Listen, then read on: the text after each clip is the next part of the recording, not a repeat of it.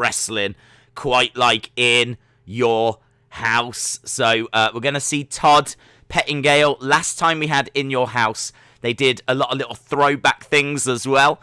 We got like an Ico Pro commercial, so I'm kind of hoping we see something along those lines. And obviously just Todd Pettingale being around is going to be a lot of fun as well. So for me, for someone that watched wrestling in the 90s, grew up watching wrestling in the 90s, this is going to be a real nostalgia trip, or at least I hope so.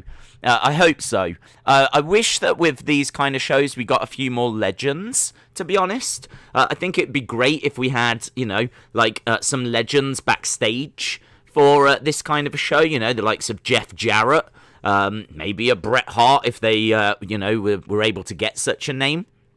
Shawn Michaels obviously is already going to be there, and I just kind of feel like this could be the throwback kind of celebration legends kind of a pay-per-view, and obviously $1 Million Man is around, and we've got the $1 Million Championship on the line. So yeah, I mean, look, there's a lot about this that screams retro. There's a lot about this that screams nostalgia.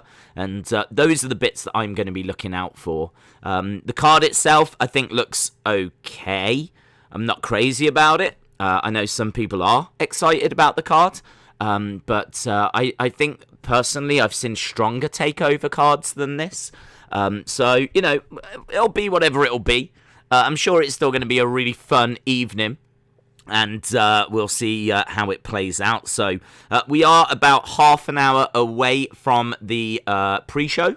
So we are sneaking our way towards that. And then, of course, we'll have the main show itself. So I think the pre-show, the kickoff show, is about half an hour long. We've started half an hour before that. And then the main show will begin. And that normally runs for about 3 hours-ish. So we'll certainly not be struggling tonight for action or things to talk about. There's going to be plenty to get our teeth into, so looking forward to it. John Cena Gamer said, did you love my Twitter gimmick of posting photos of you with funny captions? I've not seen it, but to be honest, I've really not spent much time on Twitter at all. I briefly popped on there and just saw like some of the most recent things. Like literally, I was on there for all of 2 seconds. So I've not seen, but I'm sure they're cool. I fully support them. So shout out to you, dude. I obviously at the moment I'm just kind of getting pulled in a few different directions. We just finished a football stream. I was doing Netherlands versus the Ukraine. For those of you that have been joining us on those soccer streams, those football streams, I really appreciate the support, and I hope you've been enjoying them as well. I've really enjoyed them. I thought the England one earlier was so much fun, and then the Netherlands Ukraine. What a game! What a game! It ended 3-2, but it was just all happening in the second half, really. So, it was kind of a bit wild. So, really enjoying all of that. But as a result, I'm just kind of having to do what I can when I can and catch up with a few things as and when. So, in regards to, for the members watching, the prediction game, I've obviously not had a chance to touch that yet. So, I think my plan is, as soon as we're done with this, I'm going to get some sleep. Then I need to get up and do the Scotland game tomorrow. We've got Scotland versus the Czech Republic, and we need to watch that because they're in England's group. So need to see how good that we're going to do some scouting. We're going to do some scouting, not like the old dib-dib-dob-dob stuff, but the old, going to keep an eye out, might get the binoculars out. Might get out the old binoculars whilst we're doing some scouting on the opposition. And as soon as I'm done with that, then I'll try and do the prediction game stuff straight after that game. So, again, it will be a bit delayed, but I might have it out before Raw. So that's for the members. In regards to everyone else, just know that I'm all over the shop at the moment. So if I'm not responding to your tweets, it's not because I hate you. It might be because I hate you, but it's probably not. It's probably just because I'm super busy, and right now I'm struggling to find the time to blink, let alone do anything else. But no, I mean, it's going really, really well. I'm loving the games. I'm loving the streams. And, we're here. We're living our best life. And we'll see how these next few hours go. I'm determined to not fall asleep during this stream. That is very much the mission objective. But because I did plan, the football stream just finished, I did plan on going to bed and just trying to get a cheeky hour. Just a cheeky 60 minutes, you know? It's like a little cheeky nap, I think they call it. But I went upstairs and my dad's here. So I was talking to him. My dad doesn't tend to come back that much. So, like, he'll come back, like, every weekend or something, but I haven't actually seen him for a few weeks. So I was like, oh, hello. So I ended up talking to him for a little bit, and then I was like, oh, well, I can't go to bed now. So that's that. So, yeah, I didn't get any sleep since the last stream. So we are absolutely running on fumes. That's what we're running on right now. So we'll see how this is going to go. I mean, fun fact, it's absolutely going to be a disaster. John said, you've seen my tweets. You commented on them telling me to stop the silly gimmick. Huh? I don't remember doing... When was that? I definitely have not done that today. 100%. Because I've only been onto it. Like, that is not me. Right? If someone calling themselves Wrestling Days has been in touch with you today about that is absolutely not me. Austin said, we can do this. We can get through this stream. I know. Do you know what? This is now turning into like a proper endurance thing. Not just for me, but for you guys. Like this is just an endurance thing for all of us now. I feel like we've unofficially signed ourselves up to some kind of torture thing. I don't know what's happening. So, yeah, I don't know. No regrets, though, guys. No regrets, yeah. Joaquin Uribe says, are you excited for the best wrestling show tomorrow? Oh, why? What's on tomorrow, Joaquin? The best wrestling show is tomorrow. I'm only aware of Raw. Is there something else on? Craig said, Days, I've put £5 bets on Sweden, Scotland, Denmark, Croatia to win the tournament. Do you think I will be rolling in money? £5 bets on Sweden, Scotland, Denmark, Croatia. Well, I mean, one of them could hit. I don't think they will, of course. They're not favourites, but could Croatia win the tournament? I mean, sure. I mean, they lost today. I don't know if you heard the news. Obviously, there was a few warm-up games the past couple of days, but the Euros finally got underway today. I think, like, unofficially, they claimed it had already started. I'm not sure. But it started for real today at Wembley. England versus Croatia. Never in doubt. 1-0. And we destroyed them. Absolutely destroyed them. I heard that they ran home to their mothers in tears after the game. So, yeah, Croatia might have lost today. But, of course, they can still get through. By beating Scotland and Czech Republic, or even if they just get like one win, I reckon that'll be enough to get through in third place. So as long as once you're through to the knockout games, then I mean it's just doesn't matter what's been before, does it? It's just that game there and then. If luck goes your way on the day, then you could get through. So Croatia got to the final at the World Cup. They're still a very good team, beatable. I don't know if I told you, but they lost earlier. Croatia might get through. Denmark, I'm not sure. Do you know what I mean? They don't seem to be able to play 90 minutes without, like, collapsing on the floor. I can make this joke now.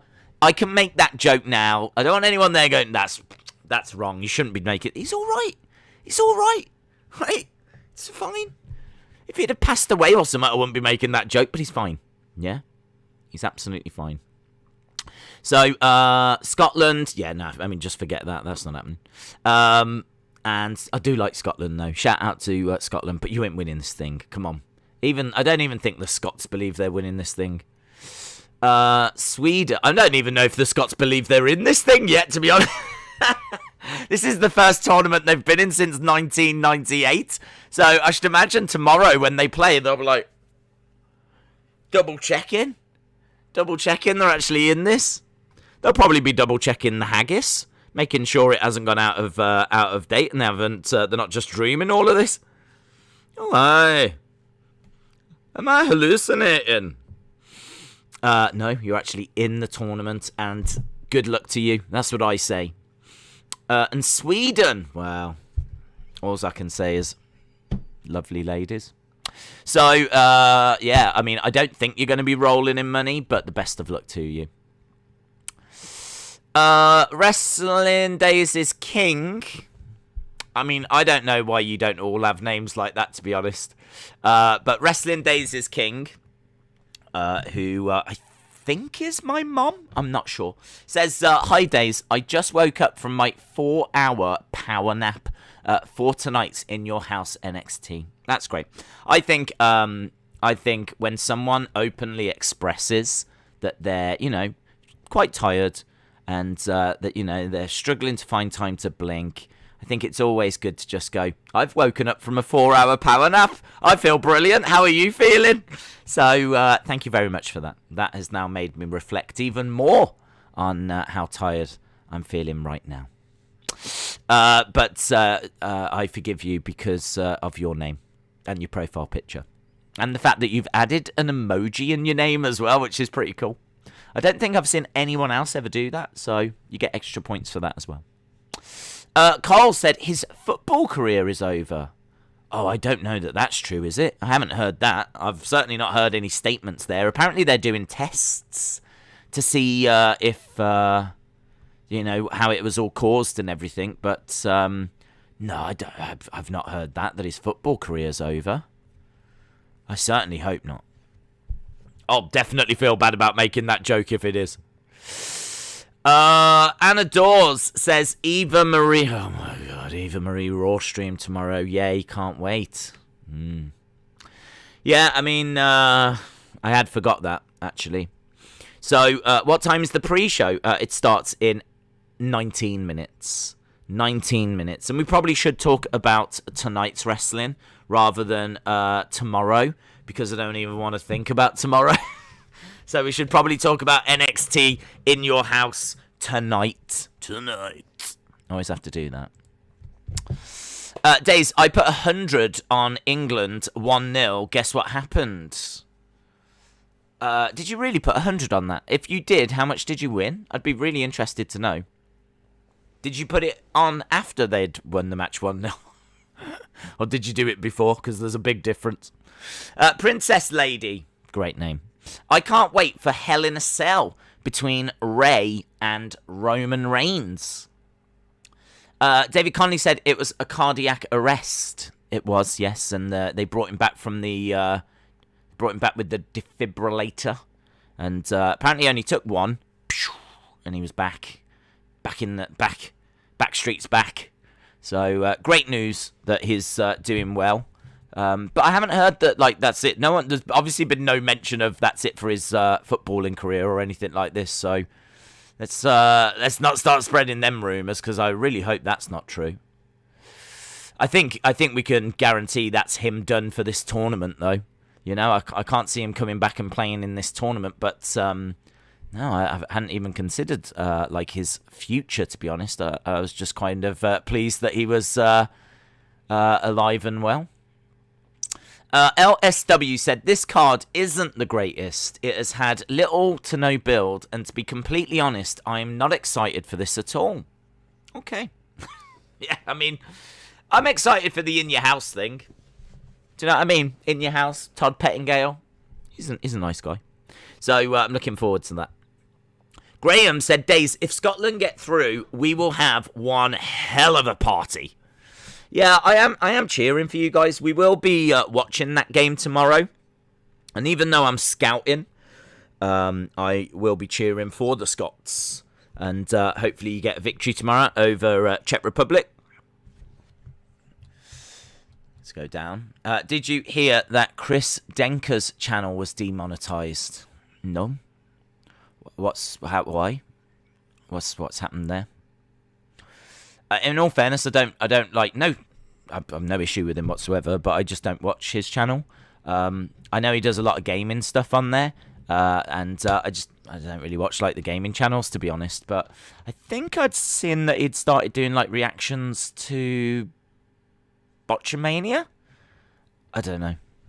I'm sure there was a video recommended for me that was a reaction video, and I remember looking at it going, "Oh, I didn't know he did that." And that's literally, I think that's pretty much everything I know about him. Like, literally, that's it. You could put it on the back of a stamp. Rick E. 245 says, Days. And by the way, a big shout out to you, buddy. That's very kind. Shout out to you, Rick E. 245. Says, hey, Days. Hey, Ricky E. 245.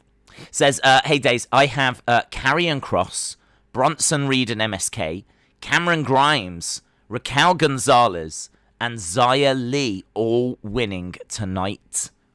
Okay, so you've got Karrion Kross, Bronson, Reed, and MSK, Cameron Grimes, Raquel Gonzalez, Xia Li all winning tonight. Okay, so let's go through the predictions then. So we've got Karrion Kross against Kyle O'Reilly, against Adam Cole, against Johnny Gargano, against Pete Dunne. Now, I'm a little bit split as to whether they're going to call up Karrion or not. Does it feel early? Yes. Is it a problem? Not really. It's fine. Like, he knows what he's doing in the ring.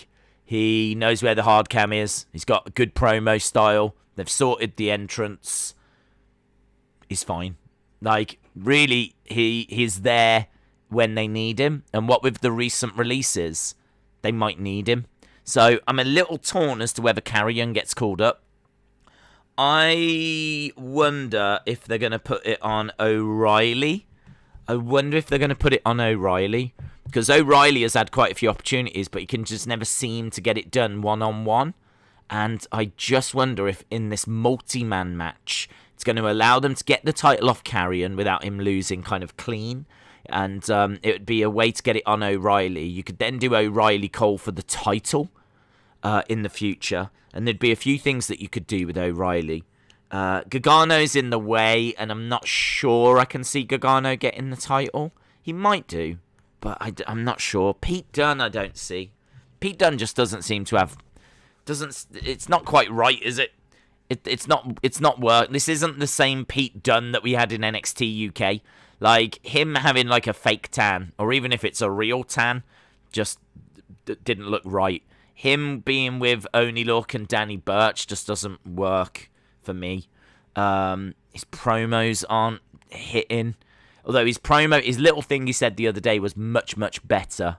So, yeah, I still feel like there's a bit of work to be done there.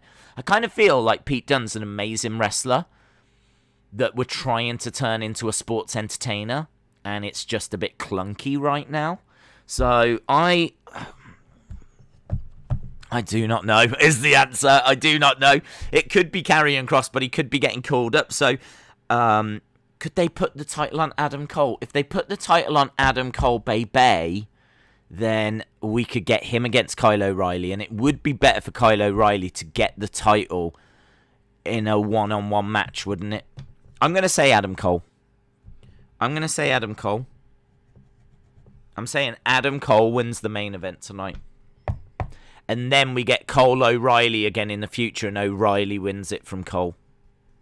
I've said it. I've said that out loud now. Grimes versus LA Knight. I'm going to go with Cameron Grimes as well. Rick E.E., same as you. Because I think that his gimmick demands that he has like the $1 Million Championship. So I'm going to go with that. Mercedes Martinez versus Xia Li. I'm worried about this. This has got all spooky stuff in it now. And I was really into this story, as you know. But now it's like, you know what I mean? Marks are appearing on hands, and it's all a bit... it's starting to get all a bit... So, I think Xia Li could win with maybe spookiness. Maybe she's going to win via spookiness. So, Xia Li, I agree.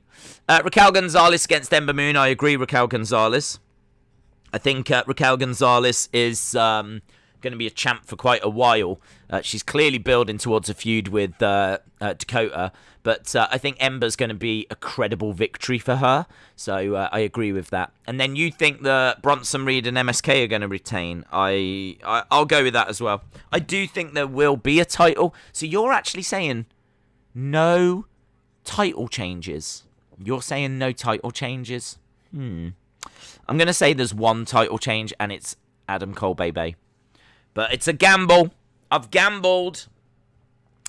Anthony said, I've put down 100 and I got 350 back. That's nice. That's nice. Hey, I just wanted to say I like your content. That's nice. A lot of people say they love it. So, you know, like is okay. And everything that you're doing, this will be the best NXT Takeover pay-per-view ever. Shout out to you, Tok. Big fan of you, my friend. Love your brother Tick as well, and the work that you've been doing over on that social media platform. But yeah, Tok, shout out to you, buddy. Appreciate the kind words. Having been on the receiving end of those shocks numerous times, they are no fun. Oh, what, defibrillators? Have you really? Yeah, I mean, I bet they're not. I mean, fortunately, I've never been on the receiving end of that, but it was very good that he came back, obviously. I mean, it's only good, positive news that he came back after one. But they don't quite know what caused it, so obviously they're going to have to do a lot of tests now to try and figure out the problem. I mean, it's I don't believe ever happened to him before, so kind of a bit scary, isn't it? Harley said, I've got a small feeling that LA Knight is going to wins, and then Cameron wins it in the future. Cole says, one sports doctor from a major London hospital said it's unlikely that a professional football league would pass him fit to play, so basically is done. I don't know, dude. I'm not buying it.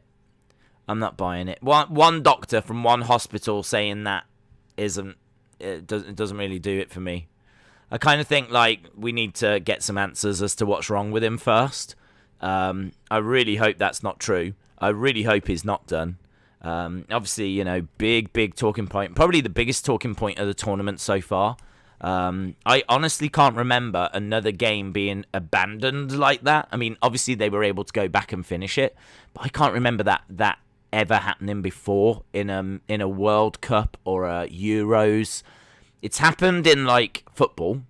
You know, we have seen it happen before, but I can't remember it being in like a major tournament like this. So we were saying earlier it was really fortunate, and it's a weird thing to say, but it's really fortunate that it happened at the tournament, because what if it happened to him at home?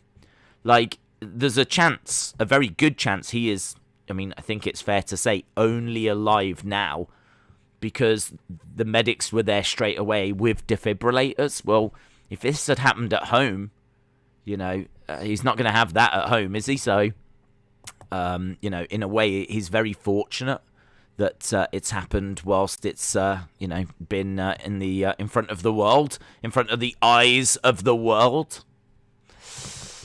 Yeah, obviously we'll see how it all plays out for him, but I think almost certainly at least his tournament is done.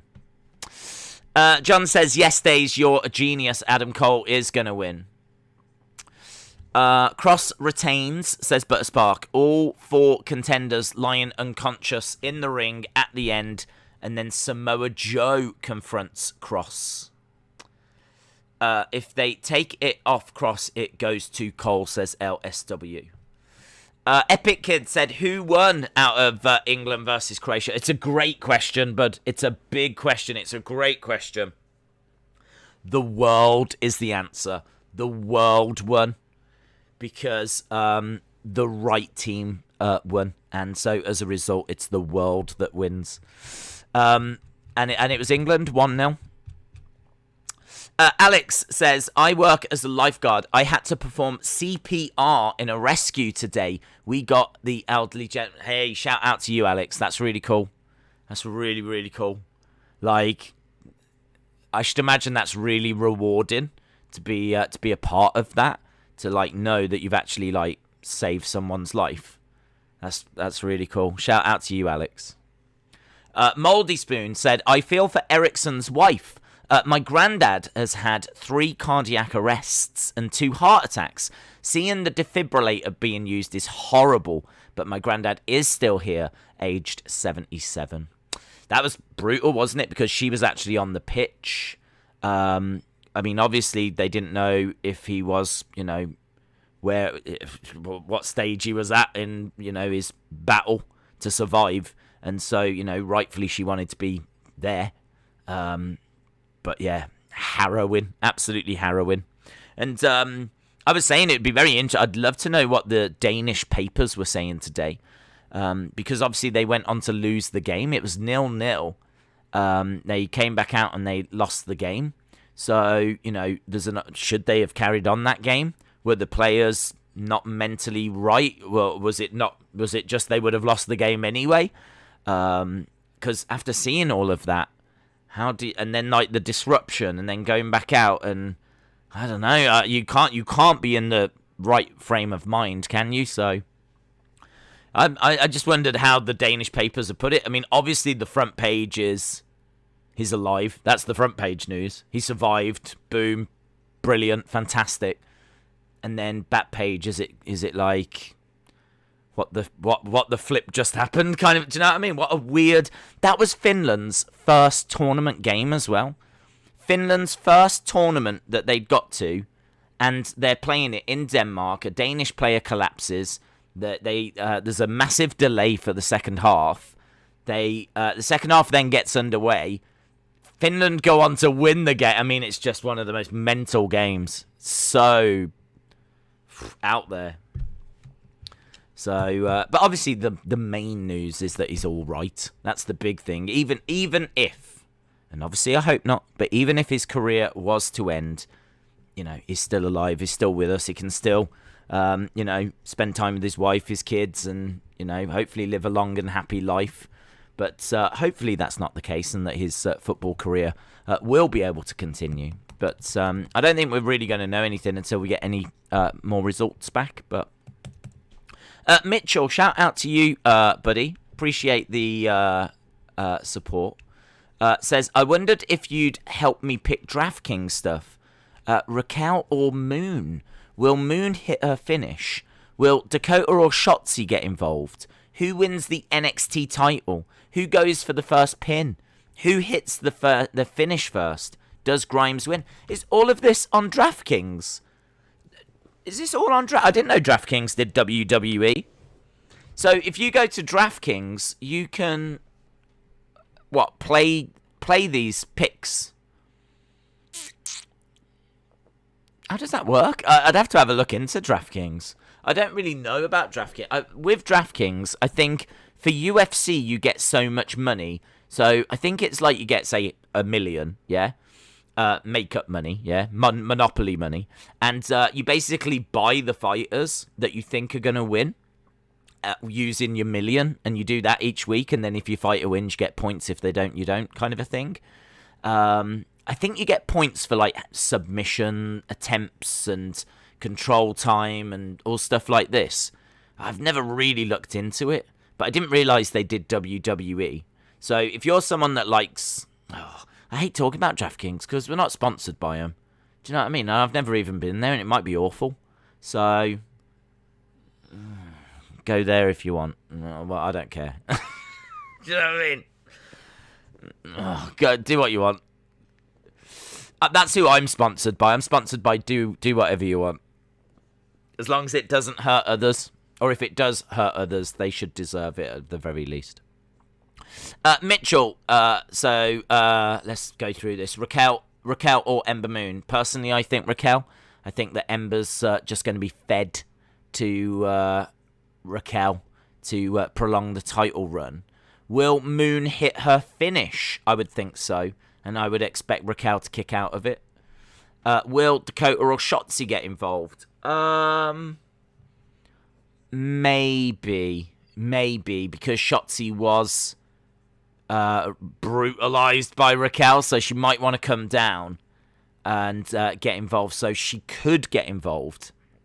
They might also try to make it clean. In fact, both of them could get involved because they've both been heavily involved in the build.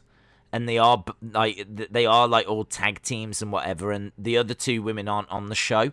So if they're going to make any appearances, they're going to make appearances obviously in this match.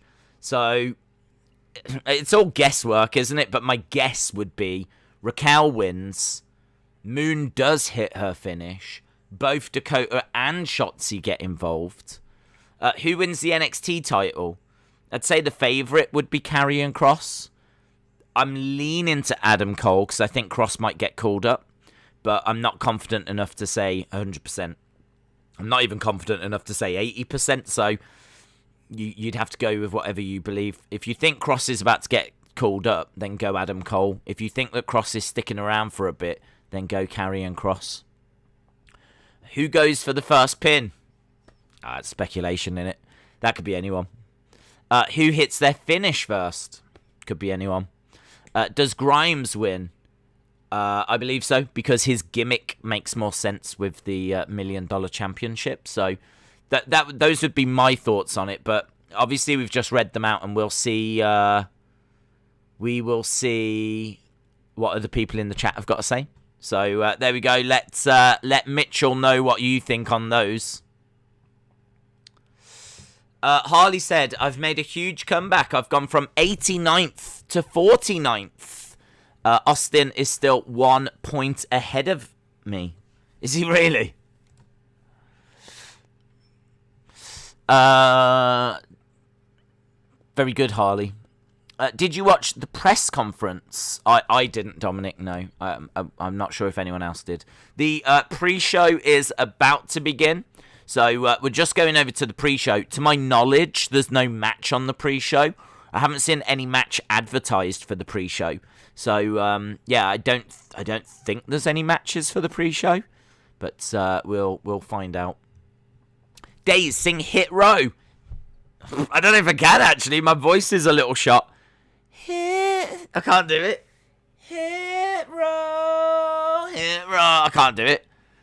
Hit Row. I can't. My voice is a little bit shot. Hit Row. Oh, that feels really underwhelming. That feels like a normal stream. Who are these losers? Sam Roberts. We've got the In Your House set, which you love to see. Love to see it.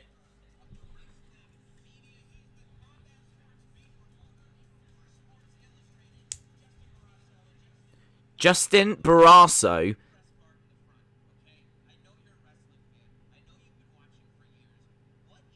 Who's this dude?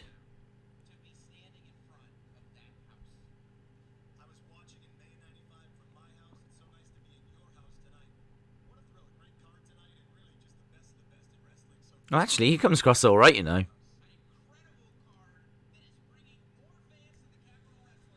He comes across all right. I didn't quite catch his name, but he's got a nice tone to his voice, and he just seems quite down to earth. Yeah, he seems all right. He seems all right.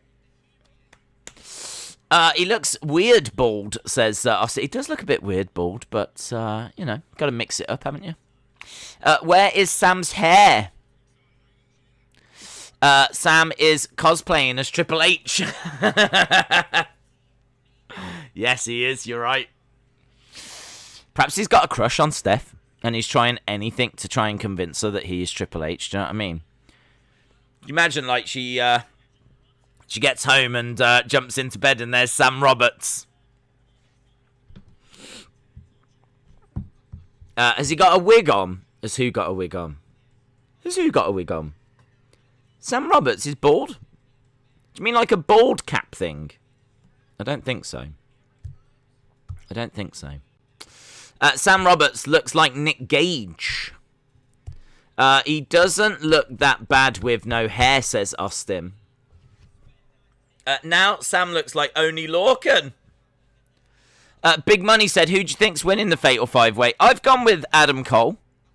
But it really, really could be Karrion Kross. It really could be that he just retains. Here's the $1 Million Man.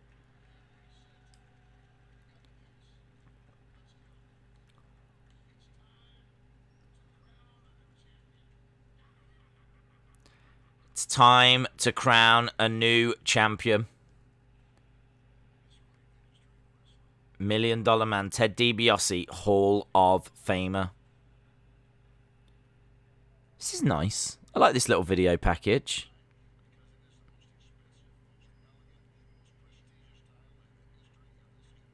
I wish he was in his black suit. Yeah, I wish he was in that black number. This suit is just a bit...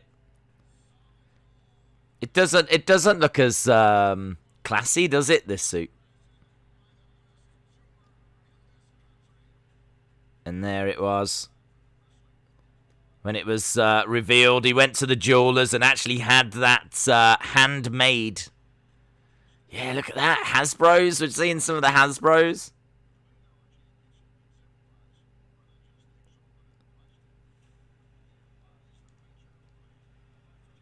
That's cool, man. It's great seeing some of this old footage. We never see this old footage. So getting an opportunity to look at this like old stuff, look, old WrestleMania 5 footage, $1 Million Man wrestling buddy. Who wanted that as a kid? Who went to the shop and saw Macho Man, Warrior, Hogan, Jake the Snake, and they were like, no, I want the $1 Million Man wrestling buddy. Who was... I can only imagine the kids that were spoiled and had all of them got the $1 Million Man one. I certainly never had the $1 Million Man one. I had the Hogan and the Ultimate Warrior wrestling buddies, but we got them from a car boot. They were like, I don't know, £5 for both of them or something. Do you know what I mean? I certainly wasn't getting them from the shops. There might be some people that don't know what we're talking about. I will try and find some images of them because they are absolutely classic. They are absolutely iconic.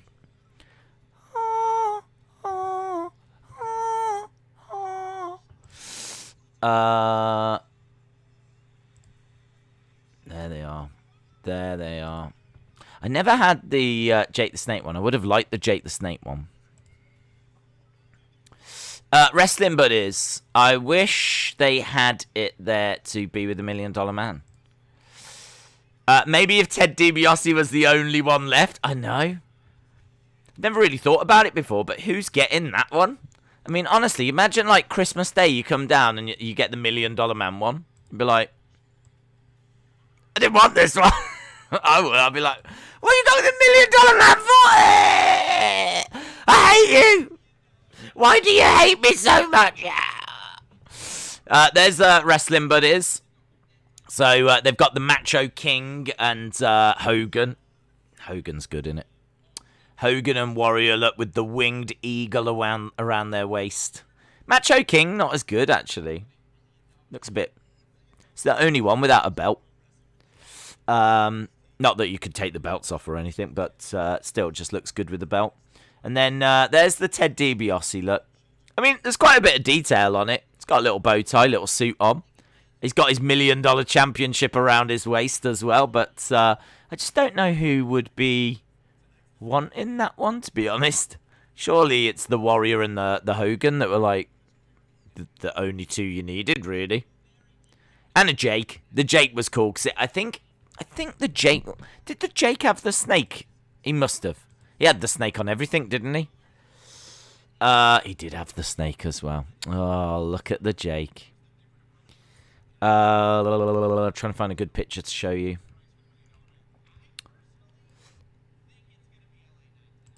Everyone's got a price for the minute. The Jake's really cool. I'd probably buy the Jake now, actually. I wonder how much the Jake is now. I might have a look. Let's get this one off. I'll show you the Jake. Here's the Jake. Look at that with the snake going all round his...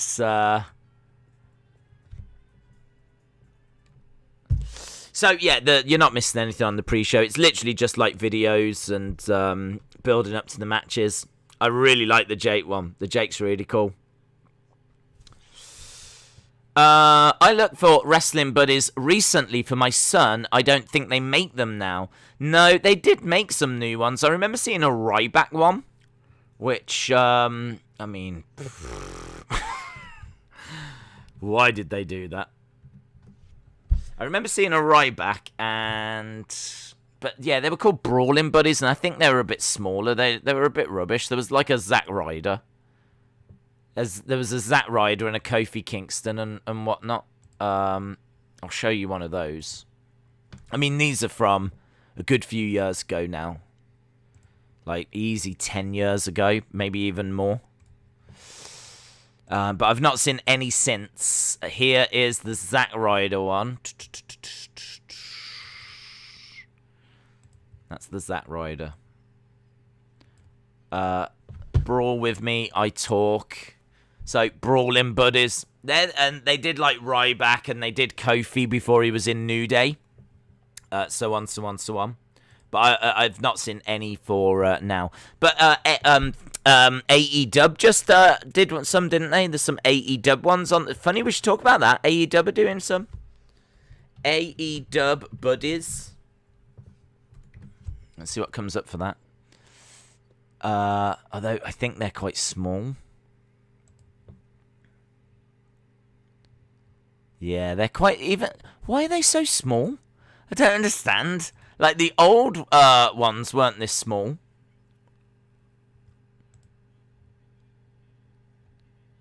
Hang on. If you get a Brawling Buddy, I guess that means you get fired. Where is the AEW ones? I just downloaded an image of... There they are. So there's the new AEW one. So you can see, for starters, we've got $3. $3 on the screen. The Cody, the Luchasaurus is good, isn't it? The Luchasaurus one looks really cool. The Kenny as well. But yeah, they look a little bit... I don't know, perhaps it's just because I've grown. But they look a bit small compared to what I think or what I remember the WWE ones being. But maybe I don't know, maybe they're the same size. But Luchasaurus one's cool there. And I think they're doing some other ones as well. But yeah, that's cool. I had Sting and Dimas Dallas Page when I was 5. Does that Ryder one look good, says David Robert Wood. They look flat, says Lou LFC. A bit petite, I think, the new ones. Yeah, I think they're a bit smaller, aren't they? Harley said, I had 2 free transfers. I've used them. They're not even that good. By 2 free transfers, what do you mean? Do you mean that you've changed players from your squad, or have you substituted them in? Because you can substitute, and then you can also completely change your players. I need to look at completely changing players. AEW are okay. The WWE look bigger, says David Robert Wood. I agree. Yeah, I think they were bigger as well. Who do you think will return or debut tonight? I honestly don't know. I'm not sure that I'm really expecting anyone, to be honest. Will there be a surprise? I don't know. I suppose there's always something, isn't there? Thinking about it, but yeah, I can't say I've really given it that much thought, to be honest. Has anyone heard any rumours about people that might be coming in? I mean, outside of Samoa Joe. If Samoa Joe is going to come back and wrestle, I have no idea why they let him go in the first place. It would make no sense to me whatsoever. Why let him go if he can wrestle anyway? If he is able to wrestle, why let him go? I've heard some rumours that WWE were looking to greatly reduce the amount of money that they were paying to people. So by letting them go and then bring them back, they might be able to get them at a reduced price. But I don't know why they would want to do that publicly. Like, that seems to me like something you would negotiate behind closed doors. So I'm not sure. Not sure about that. But I'll be very surprised if Samoa Joe appears tonight. AOP, says James Chadwick. Maybe Moose, since apparently he's done with Impact. It makes no sense to put him into NXT either, says Jimmy. Paul Ellerin tweeted something about AOP. Nick says Fiend to NXT. I really hope Samoa Joe ends in AEW, says Harold. Lou LFC says, do you think I should stay up and watch this or go to bed? I've got school in the morning. Oh, you should go to bed, dude. School comes first. You can always watch this tomorrow when you get back from school. You don't want to be tired for school. I mean, going to school can be moody at the best of times. Trying to get up in the morning tired and then go to school is awful. So, yeah, I definitely would be... I would be going to bed now. To get him on a cheaper contract. For all the takeovers that have happened, this is the rest of WWE. Hang on. For all the takeovers that have happened, is the rest of WWE affected with the way call-ups are wasted? I can't even work that out. My brain can't even work that out right now. For all of the takeovers that have happened, is the rest of the WWE affected with the way the call-ups are wasted? I don't know. If I could work it out, I would answer that for you. I think WWE does waste its call-ups, and I think they could do a better job, to be honest, when they're calling people up. I think one of the problems is they're calling people up without a plan. And I don't think they've really got like the plans in place, the creative plans in place.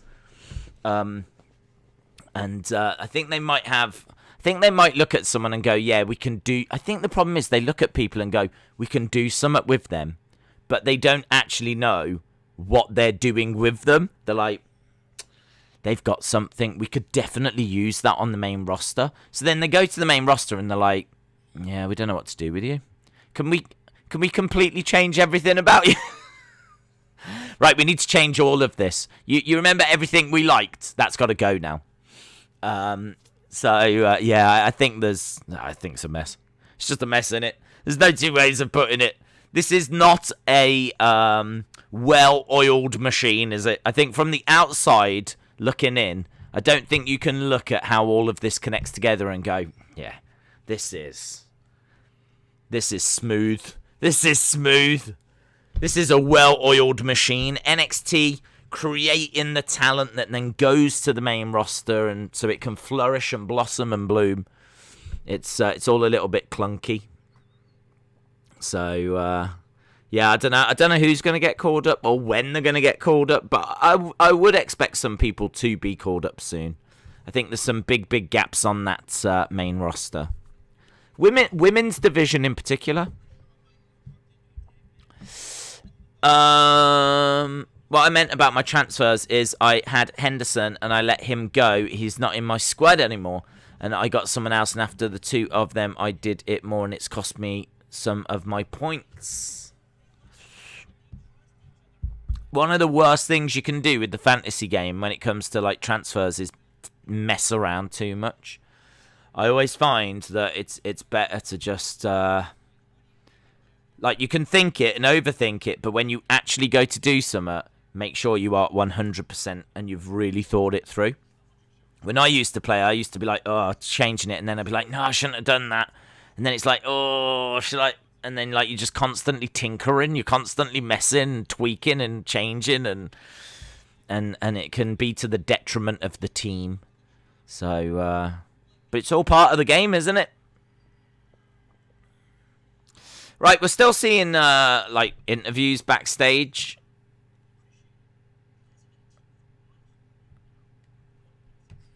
Talking to Legado del Fantasma.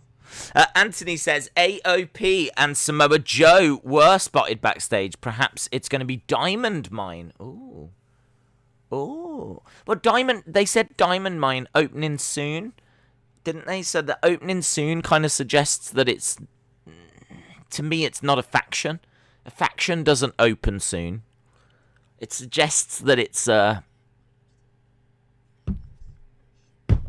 room, doesn't it? It suggests that it's a promotion, a brand within the promotion, or it's a new show, or it's like a 205 Live or something like this. Opening soon. Diamond Mine.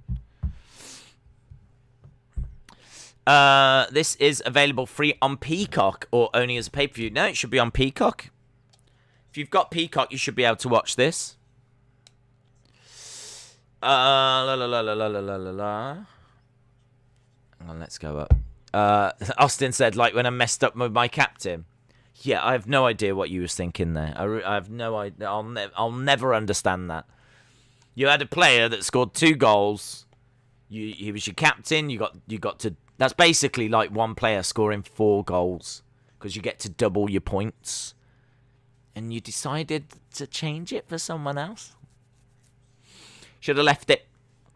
Left it until next. I need to look when the next game week starts, but I'm sure it's Wednesday. So all the points. So whatever points you score this week, it will be done, and then you start again from Wednesday for the next round of games. So need to have a look at like your subs, who's your captains, your transfers, all of that. If you are watching this, by the way, and you're not part of our fantasy team or whatever, then our fantasy league, then you can go to the community tab, type the code in, and join up. AOP are going to return and replace Usos in supporting the Tribal Chief, says Mike. What is the best takeover of all time? I always think of the first Brooklyn one. I thought the first Brooklyn one was a real statement because before that they'd all been at Full Sail, and then we went to, I think it was the Barclays Center, and that's where you get in Sasha and Bailey. That's where you're getting Jushin Thunder Liger. That's where you get in that brilliant. I really enjoyed Vaudevillains taking on Blake and Murphy. I really enjoyed that, and so there was some good stuff. And I think it was like Samoa Joe. Was it Samoa Joe, Finn Balor in the main event? It might have been Kevin Owens, Finn Balor, but yeah, I always think that's the first one that always comes to mind. And I always think like of NXT 25 and NXT New York. So there's a few. When the next game week starts, will I get 2 free transfers like I did at the start of this game week? I honestly, I don't know. I haven't looked at the rules, to be honest, so I need to find that out myself. But you will get at least 1 free transfer. I think you can even completely change your team for free at some point during the tournament, but I think you can only do that once. Jimmy said, let's go ahead and get over with it because you know it's coming. What time does it start? Can you show it, please? There we go. You've got it out your system. XFL says, is Sasha returning soon or just taking sexy pictures with dinosaurs? Oh, is she? Fair play. I mean, in all fairness, if you said to me, do you want to be like wrestling? I mean, granted, she's on SmackDown. At least she's not on Raw. If I had to go to Raw every Monday, or do you want to have sexy pictures with dinosaurs? I mean, it's a no-brainer, isn't it, really? I'd definitely take the sexy pictures with dinosaur route. Will Batista and Ric Flair join Evolution, says Mike. I hope so. Hit row, hit row, hit row. Look at him, man. Just hanging out on the staircase. Throwing money around. Hit row, hit row, hit row. I don't know what this is. The NXT TikTok account is live, guys. NXT TikTok account is live. What time was Takeover starting? It's starting in 6 minutes. Austin says, TikTok. Who is your pick to win the 5-way tonight? I'm torn between Karrion Kross and Adam Cole. Officially, I've gone Adam Cole, but it really could be Karrion Kross. Days, Kross will win. Who do you think wins? And your name should be Sports Days. Yeah, Kross or Cole. I'm torn between the two. But officially, I've gone Adam Cole, baby. Right, they're just talking about that match now. We're, as we said, 6 minutes away. 112 degrees for me. Is it really? Oh, my God. Is it really 112 where you are? I can't even imagine that. Apparently, it's going to be 90 here tomorrow in England. 90 in England. I remember being in Florida and it was like 77 or something. I mean, like, that's like suntan kind of stuff. Suntan lotion. 90 in England is not right. Do you know what I mean? Any weather that's not rain in England isn't right. So, sun of 90. I mean, we go abroad for the sun. And now all of a sudden the sun is like here, visiting us. I don't know what this is about. So, this country is not built for, like, outdoor stuff either, because we're just not, do you know what I mean? It rains all the time. So it's like, oh, the sun's out. Where should we go? Oh, nowhere. Yeah, the sun's out. What should we do? Oh, I don't know. Let's stay indoors. We haven't really got anywhere to go. You can go to the beach, but the beaches are horrible. And there's no, like, really nice destinations. Do you know what I mean? This country is not built for, like, outdoor stuff. If you want to have a lovely time inside, oh, we've got lots of lovely inside places, let me tell you. Buckingham Palace, that's lovely inside. Tower of London, that's great. London Eye, Big Ben, can't go in it. But there's lots of inside places. Outside, forget it. Is football coming home? Dude, it came home earlier. I don't know if you saw. It's already popped back. Yeah. It is coming home. That's cap days. You're actually right, to be honest. There's so many people going, that's true. Yeah, you're right. Yeah. Could you imagine, like, a really killer, like, massive outdoor water park? A big, like, Disney World kind of place, or I don't know. They were meant to do. They were going to build this massive theme park in London that was going to be like, I think, Paramount World or something, and it was going to be massive. But of course, it was all going to be indoors because of the weather and whatever. I mean, we've got some theme parks, but I'm not sure they're open right now. But honestly, if it's like 90 degrees, do you really want to be going on roller coasters and whatever? Probably not. I mean, you could, but don't know. There's a gap in the market. If the weather's going to be like this all the time, there's a gap in the market, guys. We need to open, like, a wonderful place. That's it, guys. We've cracked it. That's what we need to do. We need to open a wonderful place.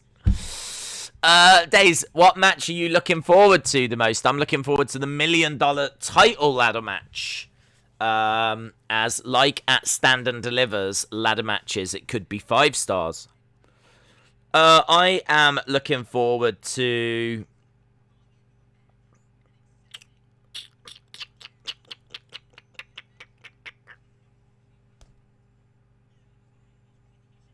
the main event. Let's go with that. I mean, I'm looking here and I'm like, well, in fairness, Reed and MSK versus Legado del Fantasma could be all right, because they're like, that's got million miles an hour written all over it. But because of Reed, who I don't think's going to be doing a million miles an hour, and Santos Escobar, like, I kind of feel like it is going to be million miles an hour. It is going to be a lot of fun, but it's got a, you know, there's 3 titles on the line. So I kind of feel like that could be good. So I'm looking forward to that, I suppose. Ladder match, I'm just not sure about Cameron Grimes being in a ladder match, but it could be good. We'll see. We are a minute away, so we're soon to find out what's going to work and what's not going to quite work. Days on Tail of the Tape. Apparently, Adam Cole is 6 foot. That is amazing. He's grown. He's done a lot of work for this show. And he's really put in a lot of work, a lot of dedication, and one of the things he's been working hard at is growing. So that's really great to see that it's paying off for him. Jimmy said, I've been to Fiesta, Texas in San Antonio several times in 90-degree weather. It does get very exhausting very quickly. Thankfully, a lot of lines are in the shade and there are water rides to cool off. Well, I mean, I've been to theme parks in Florida, but I don't think it was 90. I mean, like, maybe it got to 80, but I don't think it was 90. And I found I was, like, running into shade. I mean, you got to remember I'm English anyway, so, you know, any glimpse of the sun is going to be concerning. So, I was running into the shade and whatnot. But, yeah, I don't know. Personally, I wouldn't want to be walking around too much in that. When it's that kind of heat, I think I just want to be in a shade with a drink, like looking out at something quite nice. Do you know what I mean? That's what I want to be doing. Looking out at the sea, at a beach, with a drink, nice music, something like that. That's where I want to be. I don't think I want to be on roller coasters and all that kind of stuff. But, you know, it's people that do that. There's people that enjoy that. I get it. John Cena Gamer said, I'm excited for Alexa Bliss tomorrow.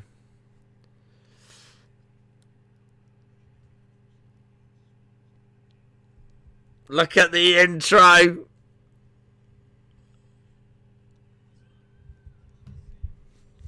It's all nostalgic goodness.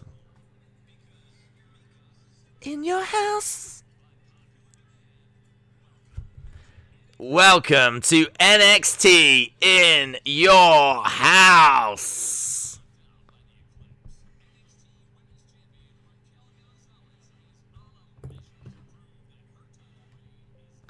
It's great hearing the voice of Todd Pettingale. I love the little details, man. I mean, it's so good. I was really impressed with these little touches last time.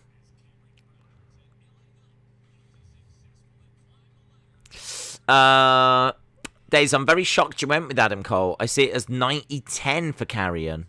Yeah, I think Karrion absolutely stands a chance, but I just think with the recent releases, are they in a position to call some people up? And there's rumours they've been looking at people.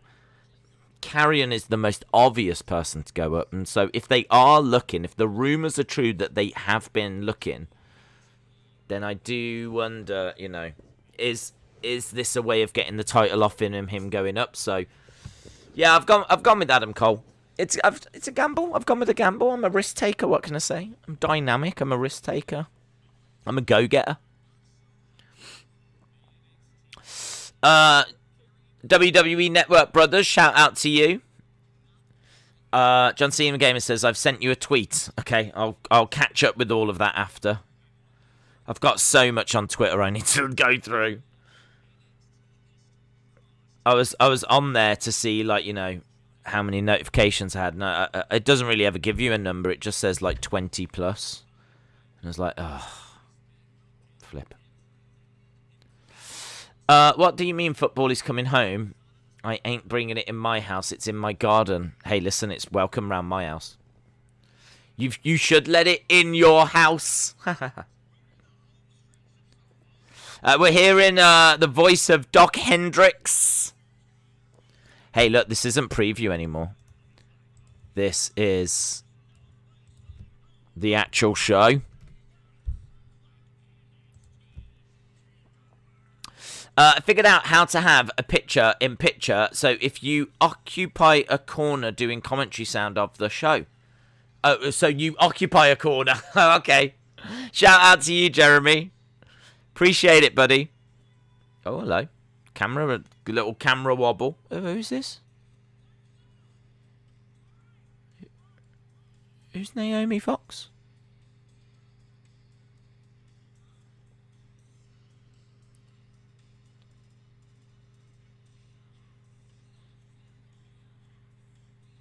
In your house? I don't think her microphone is working, is it?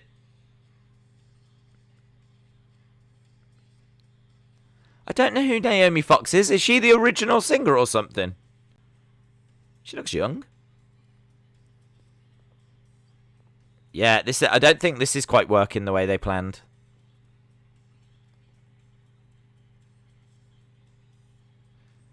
Or is she meant to be miming? Or, I don't know. There's a woman dancing and doing something, but I can't quite hear her. Is she famous? Who? Okay, so I'm not the only one then. Yeah, Naomi and Alicia Fox have had a child. Todd. Looking good, my man. Looking good. He's actually there.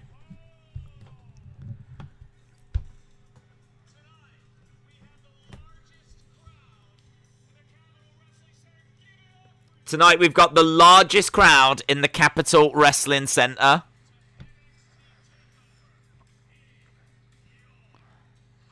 In your house. Little headbutt from Todd Pettingale. Then he was like, right, MSK going to be starting us off. Toddy boy. Oh, Todd. The Toddster. Right, MSK coming down. In your house.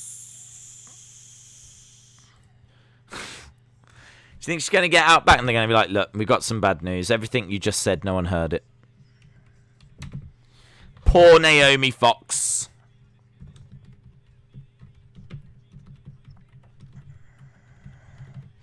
Legado del Fantasma. Are there any NXT UK pay-per-views coming up? I don't believe so. I can't say I've seen anything announced. But Volta normally appears, not every week, but on... oh. Why am I over here now? So that's an interesting development. Why is this...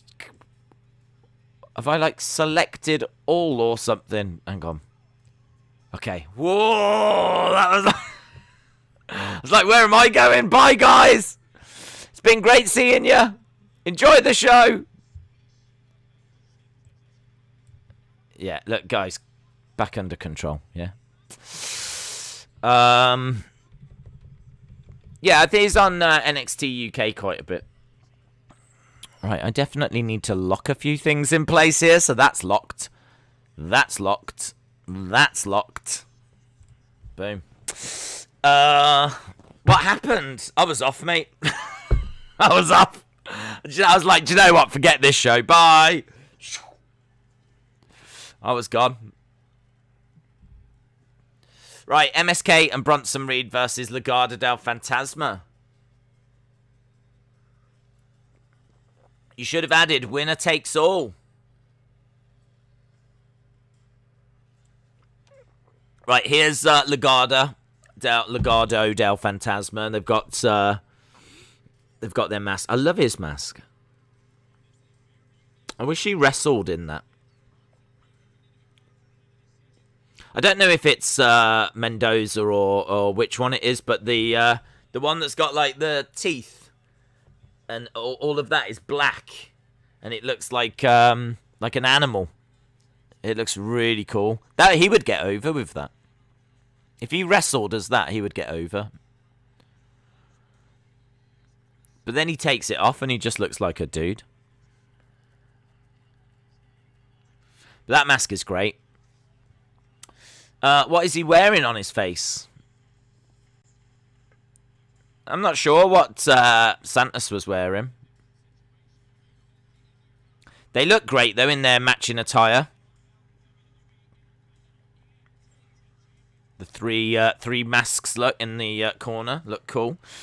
So, Legado del Fantasma in blue and gold attire. And MSK and Bronson Reed in, like, green and black. Green and black. I've got MSK retaining. Yeah, I've got that as well. Feel free to let me know in the chat which way you think this is going to go. But I've got MSK and Bronson Reed retaining also. Against the ropes goes Wes Lee. And this is going to be a million miles an hour. Am I the only one, Days? Am I the only one, Days? And Room, when Santos was kidnapped, these guys last year were supposed to be brainwashed, and now they're the greatest faction ever. Anyone else remember that? Santos was kidnapping the guys, and they were supposed to be brainwashed. Now they're the greatest faction ever. I don't understand. Santos did kidnap them, but we don't quite know what was said. But he might have said to them, like, you've lost your roots or something, and, you know, you forgot who you are, and, you know, I want you to join me and all this, and now they're, like, this faction. But no, you are right, he did kidnap them, but I don't know if he might have done it for their benefit, if that makes sense. He might have done it to have said to them, you know, you're not going to make it without me. I see something in you, kind of a thing. I mean, even if he did that, you would still turn around and say, why didn't you just ask me to go for lunch? Like, I don't understand. All you had to do was just say, look, do you fancy going for dinner one night? You didn't have to kidnap me. Do you know how worried I was? Do you know how worried I was when I got bundled into a van? I'm just going to say, it's going to take me a while to get over this. That's all I'm going to say. Yes, I'll join your team. Your team sounds great, right? I'm on board with that, but we really could have done this a different way. I mean, you see me in catering every single day. Could you not have come over when I was in catering? If you want it to be personal, we could have gone to a different room or something, but you did not have to bundle me in the back of a van. What happened to the people who kidnapped these two? I don't know. Perhaps they were like family members. Perhaps they're friends of friends. Perhaps he hired them. Bronson Reed versus Daddy Chill. Whoever loses gets called up. Whoever loses goes to Raw.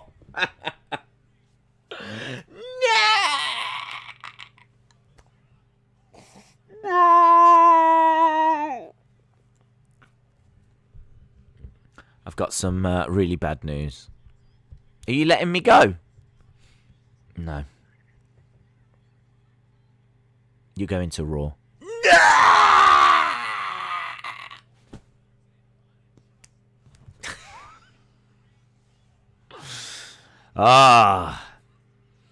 They found God. Oh, was he in the van, was he?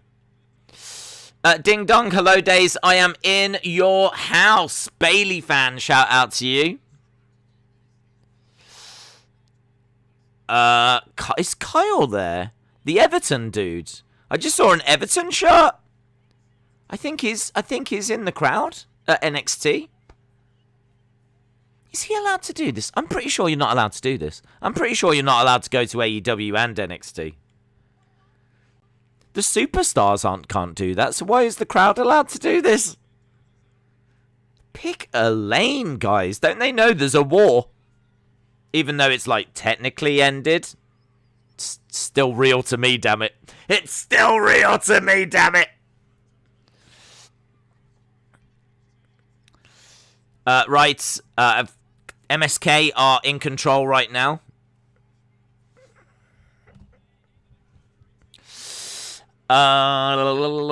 Days, what are you laughing about? Oh, just anything. Anything I can find, really. What's your predictions for tonight? I've got Adam Cole, Cameron Grimes, Xia Li, Raquel Gonzalez, Bronson Reed, and MSK. Bronson Reed crashes down on Whacking Wild. God was the getaway driver. Oof. WWE in Daisy's house. I like the theme. I like some of the little things they've done already. I popped for that. Daze is losing his mind. He's laughing at nothing and everything. Just living my best life, really. Right, Wesley going for the pin on Wild. Wild getting a shoulder up. Someone's waving in the crowd as well. I don't know. They've done a really good job of getting in these extra people. It goes back quite a bit, doesn't it? I don't quite know how they've done that. Have they... Behind there, was there a corridor? I'm trying to remember when Raw and SmackDown was being done in the Performance Center. I'm pretty sure there was a little walkway, because I seem to remember there was some fighting, and we actually ended up going like back into where the ring is that way. I don't know if it was the last man standing match at WrestleMania 36. But I seem to remember there was some fighting around there. They must have got rid of all of that. And now they've got a stand that like goes right back to the wall. Because it seems to be deeper than what we've seen before. I can't quite get my head around how they've done it. I can't quite get my head around how they've got that stand in. Because look at them people. That goes back quite a distance. Weird. Wesley jumping over the top, crashing down onto Legado Fantasma, crashing down onto MSK. Here's Bronson. Banging on the chain link. Suicide dive. Multi-man spot. I can't wait to see what Alexa Bliss does tomorrow, says John Cena Gamer 0809. Did you see where Paul Ellering teased the return of AOP? No. I'm so out of the loop when it comes to that kind of stuff. But it was mentioned briefly earlier. MSK getting dragged out of the ring. Santos Escobar in control in the ring right now. What do you think of Wesley? I like him. I really like him. He's a bit small. I mean, I don't know what he can do that, say, a Ricochet can't. So I think he might struggle if he went on his own. But in a tag team, I think he's really good. Maybe that should be what they do with Ricochet. Perhaps they should put Ricochet in a tag team. If they're not going to do anything with him, you know. I know he's in a bit of a feud with Sheamus at the moment, but I'm not sure where that's going. Big chop by Escobar. Looking for a head scissors, and nice. Going for the pin. 2. Escobar getting a 2 count on Wesley. It's probably just me, but is the ring a little bit smaller tonight?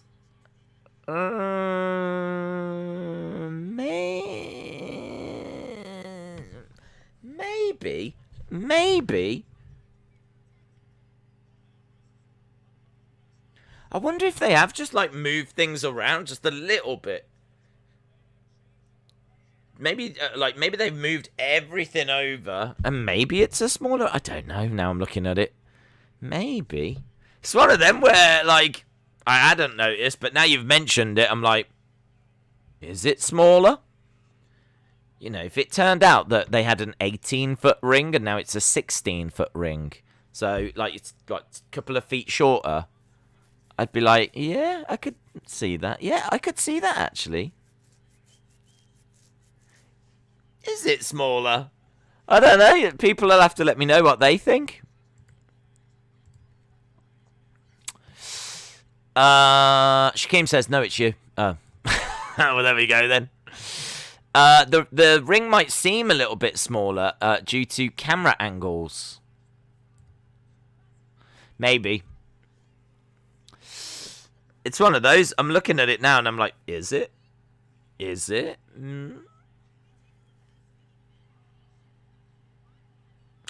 looks about the same. I think the Everton dude is there. He is, yeah? He is. He is. He's a traitor.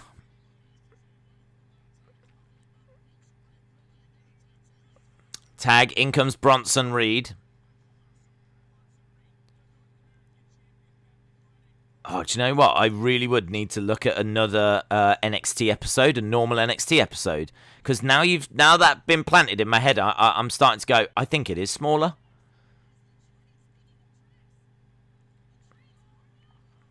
Bronson Reed colliding into the corner, into Legado del Fantasma.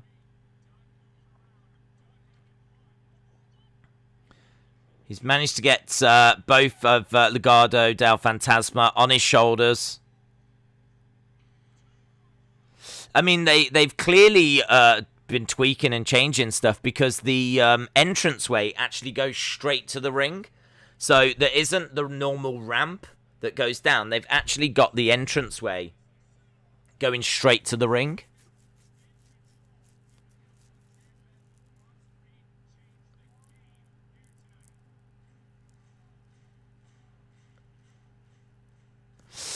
The match is all right, says Austin.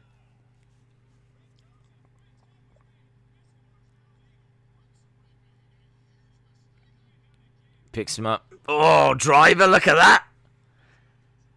Michinoku driver by Santos Escobar, and that was nice. To pick up and drive someone the size of Bronson Reed, that was quite impressive. LSW said it might be smaller in height, but not in size and width. Back elbow.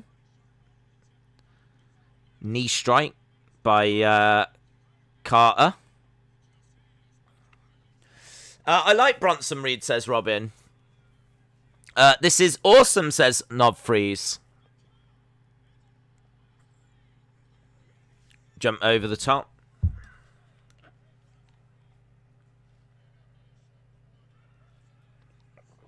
It's a very decent match, says Harley. Basti, shout out to you, said this is awesome.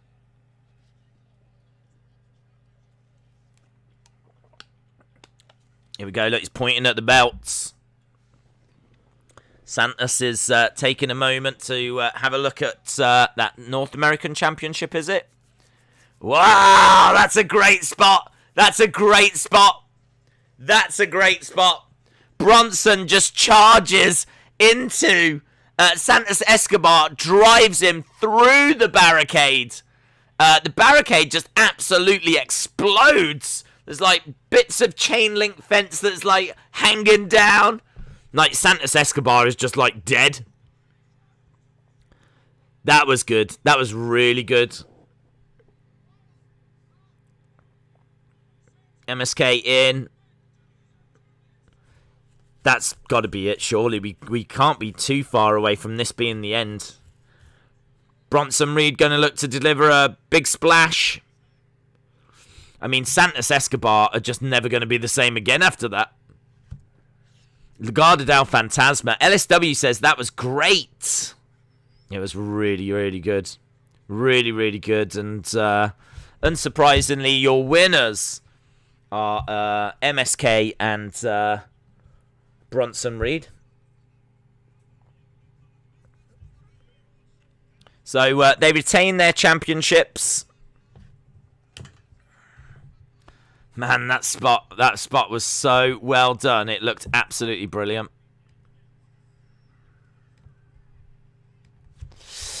They retain. They do. R.I.P. Escobar. Harley said it was a good match. I'll give it a 3.25. Yeah, get your scores in for the match out of 5. It's a good shout. Get your scores in for the match. Look at this. Escobar just staring at the camera. He's like, boom. Collides into him. I love... The bit I love, it isn't just that it goes down. I love that bit. I love the bit where the plexiglass is like swinging and the chain link fence is like swinging. I really like that. It looks cool. So it isn't just that the piece falls over. I love the fact that the top part of it like is left swinging, and it kind of looks like it's been destroyed. It just gives a hint that it wasn't meant to happen, just a little hint, because it's not as clean as, you know, like it's been staged and set up. Because if it had been staged and set up, then everything would just beautifully fall down perfectly and no one would get hurt and all this. But you've actually got like things swinging around, and it kind of gives it like an element of, you know, that wasn't meant to happen. I really like it. Of course, it was meant to happen, but it was good. It's really good. Tickets go on sale this Friday for SummerSlam. 3.5s, 325s, 4, 3.5, 325, 3, 4.25, 3.25, 5 out of 39, 3.25 from Austin, 3.25, 7, 3.5, lots of 3s, 3 points, whatever. Hell in a Cell next Sunday. Hell in a Cell next Sunday. We're just seeing Kyle O'Reilly arrive. Days, you were in my dream last night. Is that weird, yes or no? No. I appear in many people's dreams. Just ask Austin.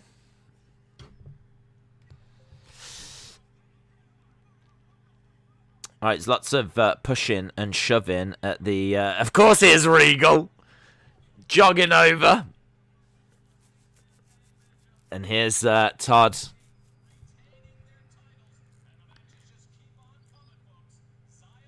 He's got a little bit of the old facial here. He's got a videotape.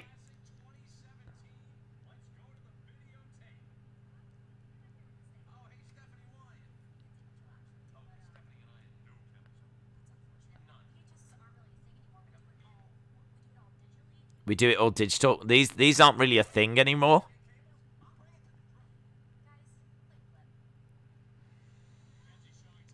Oh, he'd be so good. He'd be so good, wouldn't he? They should bring him back. I mean, I really think that you could do a really good Saturday morning show that just looks at like the best matches from Raw, from SmackDown. It's hard because they're on different networks now, aren't they? But if there was a way of doing it, that this was the best moment from Raw or SmackDown. They do This Week in WWE on the network. I just kind of feel like maybe if Todd Pettingale hosted This Week and they could get it onto like proper TV, that could be really good. Right, Mercedes Martinez.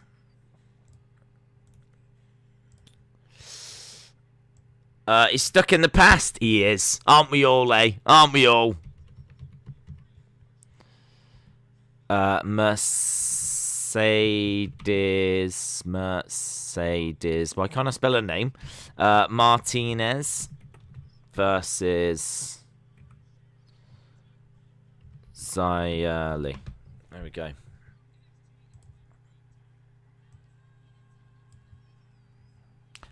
Mercedes screaming. The champions won the 6-man match.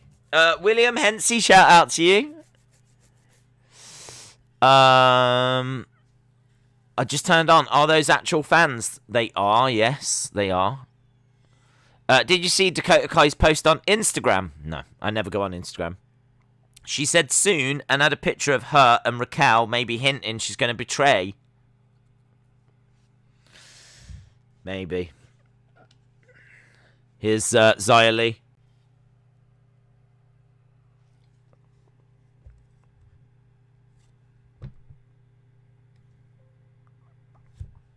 There's Tian Sha. She's got her eyes closed. Perhaps she's tired as well. She's been watching all the Euro games.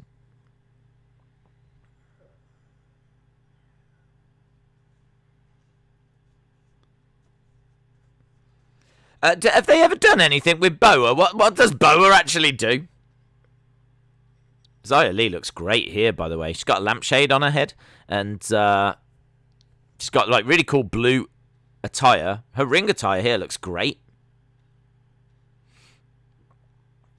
Her hair looks great.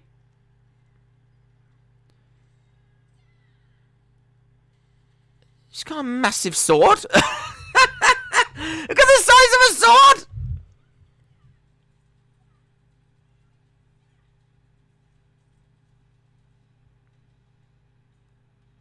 Honestly, if I'm Drew McIntyre, I'm looking at that going,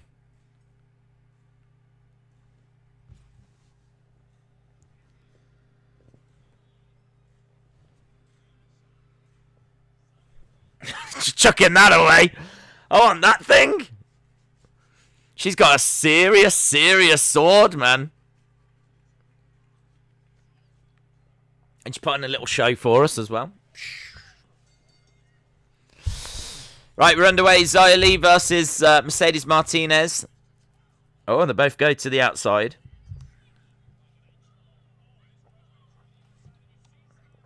No spookiness, please. No spookiness. Did Vince give that sword to her? Maybe. Morgan said, what is your dream match? Mine is Gargano versus Rollins and Ciampa versus Autumn. My dream match, probably Volta versus Vince. She looks like a Mortal Kombat character. She did. Austin says, spookiness, please. I don't expect this match to go long. Xia Li on the outside, firing in some strikes to Mercedes Martinez.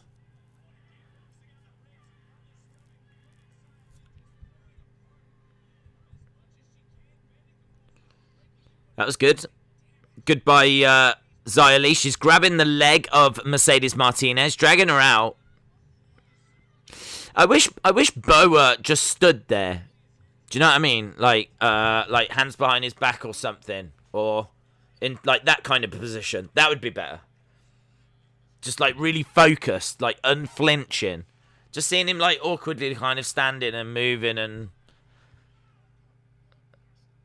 I think it'd be better if it was just like super hyper focused watching the match, but standing guard, really. I don't know what against. I'm doing that now. Xia Li crashing down, stomping on Mercedes Martinez. Finally found it on Peacock. I set up my Peacock profile. I picked Dwight from The Office as my avatar. It's not the size of the sword that matters. Who've you got winning this, Xia Li? Xia Li had Mercedes Martinez wrapped around the ring post.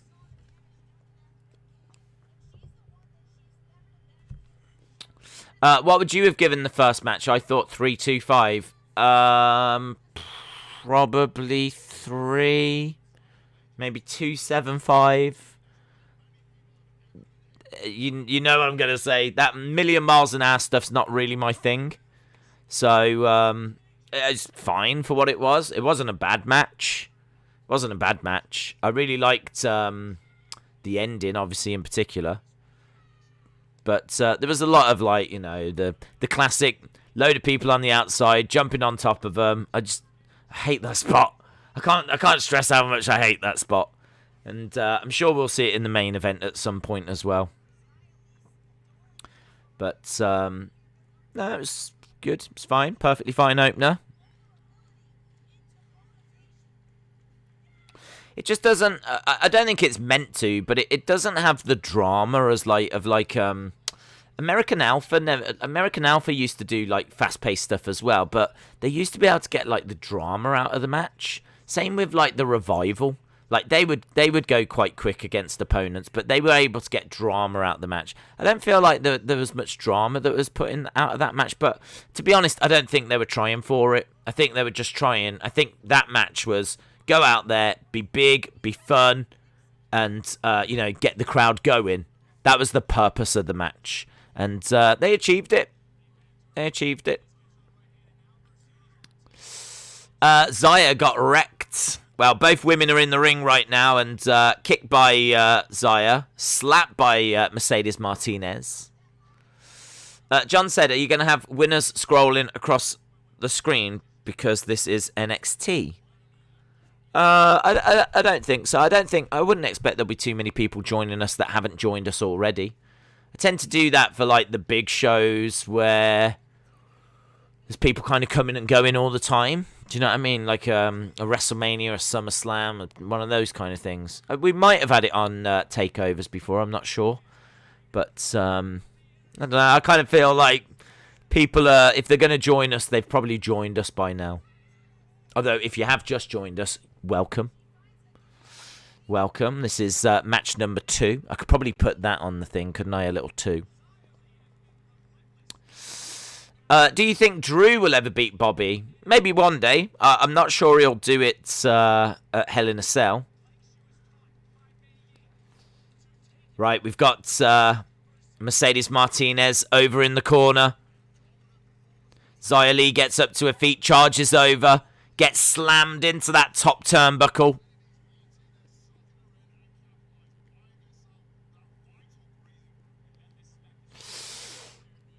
I miss Jason Jordan. What happened to Jason Jordan?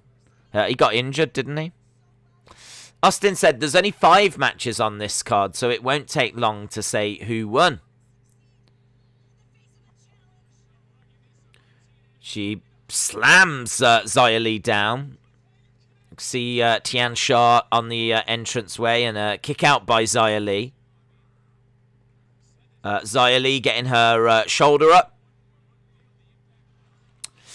In the 5-way, I've got 3 people as winning picks. Karrion Kross, Adam Cole, and Pete Dunne.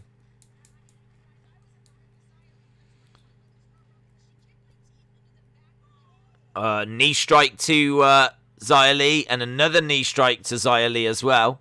Xia Li gets slammed down. No Thunderdome, by the way, because we've got actual people in the crowd. There's they're using the screens to have like the flames on. For like it's got that kind of dungeon Tian Sha vibe. It's kind of cool. I like it. I think it adds to the atmosphere. Boa going over. Mercedes Martinez just pushes him out the way. Xia Li is slammed down. I don't know what Boba was doing there. I don't really understand. Oh, I like what Beth Phoenix is wearing. I just saw Beth Phoenix has got like a gold jacket on. She looks great. She looks like she's ready to host some kind of game show. But in a good way. She looks great. Elbows by Xia Li. Against the ropes goes Mercedes Martinez. Lovely kick by Xia Li. That was great. Lovely. Mitchell said, wrestling has had a real heel champion issue. Every champion in AEW is a heel. Jericho mentioned all his world champion wins came when he was a heel in WWE. Wrestling has a real heel champion issue. Every champion in AEW is heel. Jericho mentioned all his world champ. I don't know if that's an issue. I think it's just the case that the money is in seeing your favorite star become champion, and normally most people's favorite stars are faces. So it's kind of always been the way that the money is in the chase.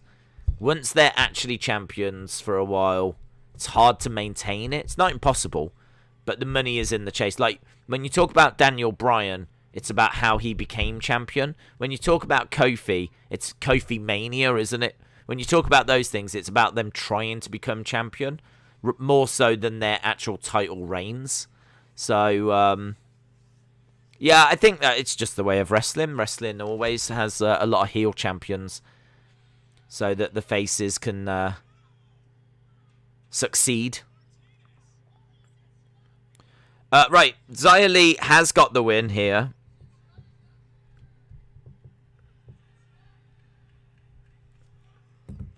There's a chair in the ring. Here comes the spookiness.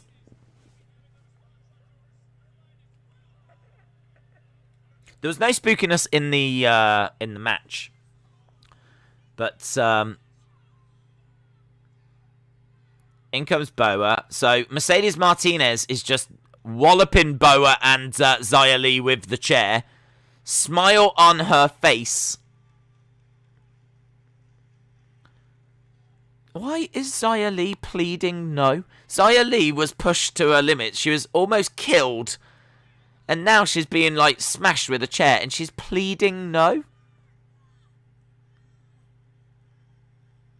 I do think that some of the detail is missing with this Xia Li character.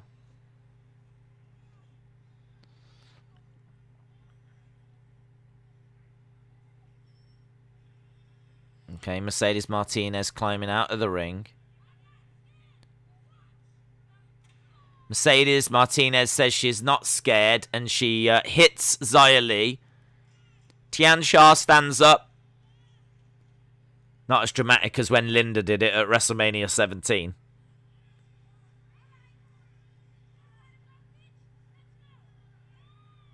She says, you want to go? Let's go.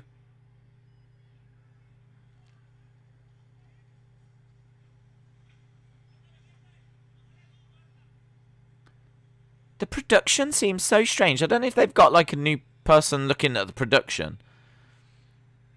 Tian Sha is just slowly walking forward. Just wallop her with the chair. You've got a chair, just bash her one. Tian Sha and Mercedes Martinez face to face. This is just weird. She grabs her by the throat and Mercedes goes down and just starts screaming. This is so silly.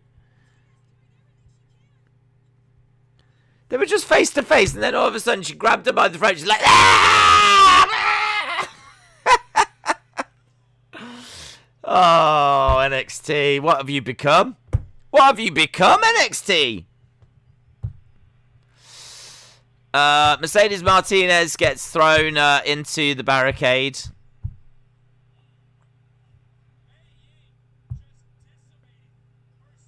Is it just me? I was like, the pace of it not quite right, and some of the production, some of the camera angles seem a little bit weird, and like the crowd aren't like losing their minds or anything. It's I kind of feel like everyone's sitting there going, what is this? Like, the crowd seem really quiet, and everyone's a bit like, oh. Oh.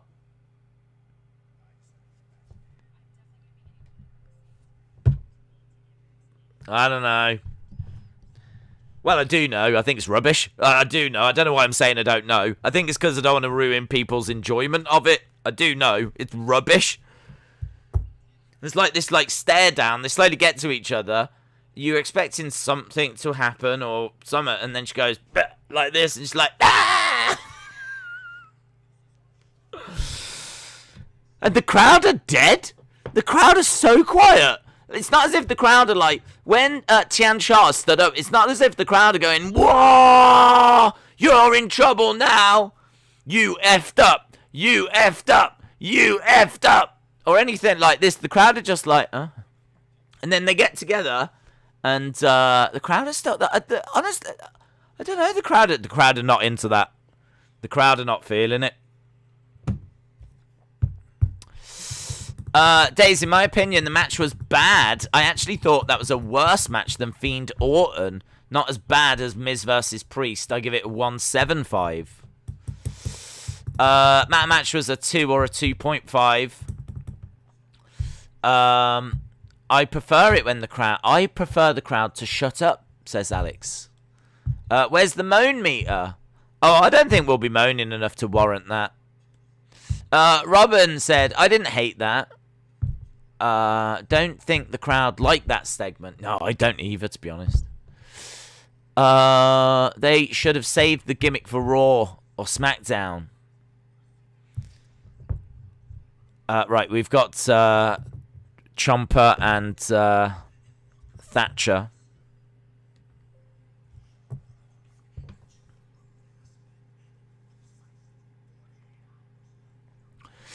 What was the first match? First match was Reed and MSK versus Legado del Fantasma.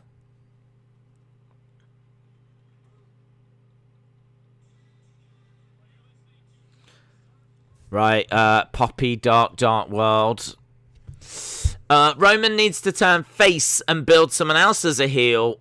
Roman is too over with fans. Febin said, how's the pay-per-view been so far? Well, we're only 44 minutes in, bud. Lauren said, commentary said, Mi Ying has risen. What does this mean for Tian Sha? I thought that was Tian Sha.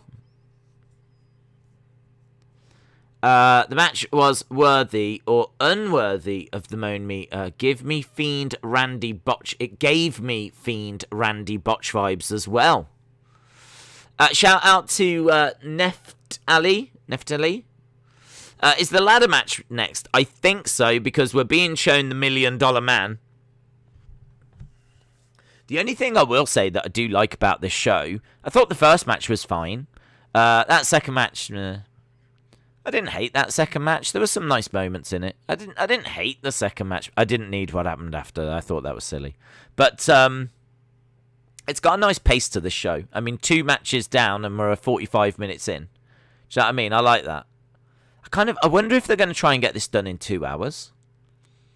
That'd be good. Old takeovers used to be 2 hours. In Your House used to be 2 hours. Originally, so if this really is In Your House, then it would be about 2 hours long. 2 hours is a lovely length for a wrestling show. Does the $1 Million champion get $1 million? No, they get the belt, which is apparently worth $1 million. Other mother says, I'm off to bed, I don't feel well. Get better soon, bud. Zykomi says, I'm 1 and 1. Lou LFC says, this is alright. Heather said, has LA Knight had his match yet? It is coming up next. LA Knight, I believe, against Cameron Grimes next, which would make sense because that leaves the 2 big title matches, doesn't it? So that would make sense. Days wants to play Supercard so he can get the new Eva Marie cards. Yeah, he doesn't.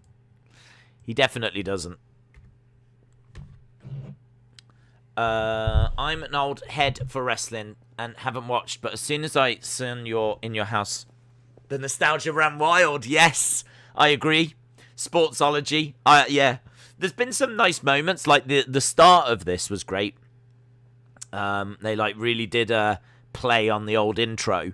Although the woman trying to sing and the sound not coming through, that was not great. But Todd Pettingill, it's been brilliant seeing him, and he's had a few nice little moments. Right, Cameron Grimes versus LA Knight. Ladder match to the moon. Bosh, bosh, bosh. Here's $1 Million Man. Here's Ted DiBiase. So they're bringing out the $1 Million Championship, which is going to be suspended above the ring. Lovely see-through case. Look at that. That is a lovely case. See-through case. Gold handle. $1 Million Championship on display. Money, money, money. It's nice. It's a nice box. Days, what do you think of Raquel as champion? I think she's been all right, but I thought she would be better before she was champion when she was having good matches with Rhea. I just don't think they've had a feud for her, have they? She needs a good feud. Good one-on-one feud, really. I think she's been all right. I think she's just starting, so kind of think there's a possibility she doesn't lose that title for the next 6 months. Depends how quick they want to call her up. She's been all right. LA Knight has come out, and straight away I just got Razor Ramon vibes because of his jacket and everything. I wonder if he was channeling his inner Razor Ramon.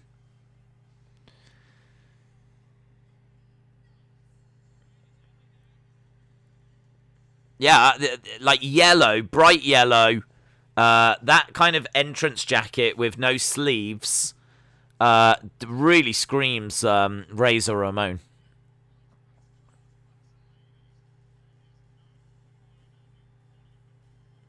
Right, LA Knight has made his way down. Knob Freeze says it looks like Razor Ramon. Shame he didn't have a toothpick. Just as a little, like, yeah, this is definitely a play on that. Nice, though. He looks good. I can't imagine that Cameron Grimes is going to come out looking like Shawn.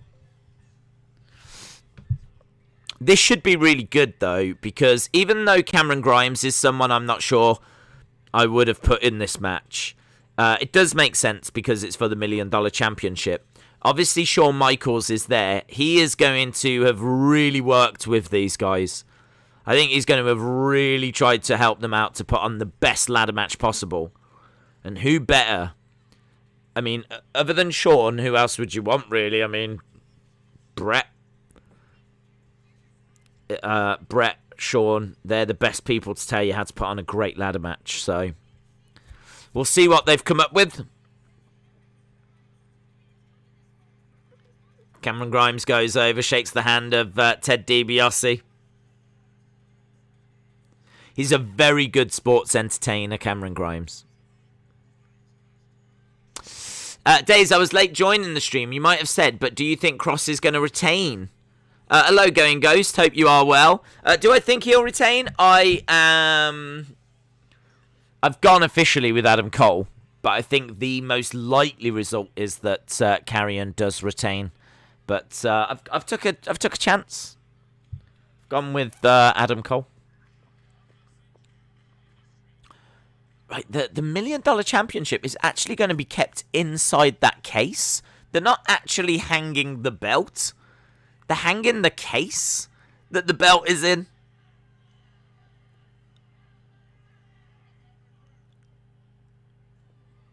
It's weird.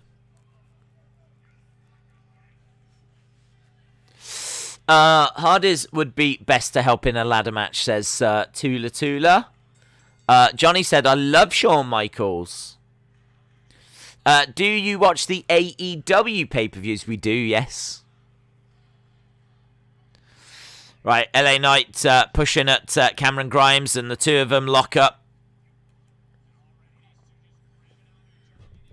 And they're spinning around. So they've just got a hold of each other at the moment. Against the ropes goes LA Knight. Shoulder tackle. Down goes Cameron Grimes. LA sucks chance. I hope Kross loses today, which could pave the way for his main roster call-up. I feel he's too big for NXT. What's your opinion?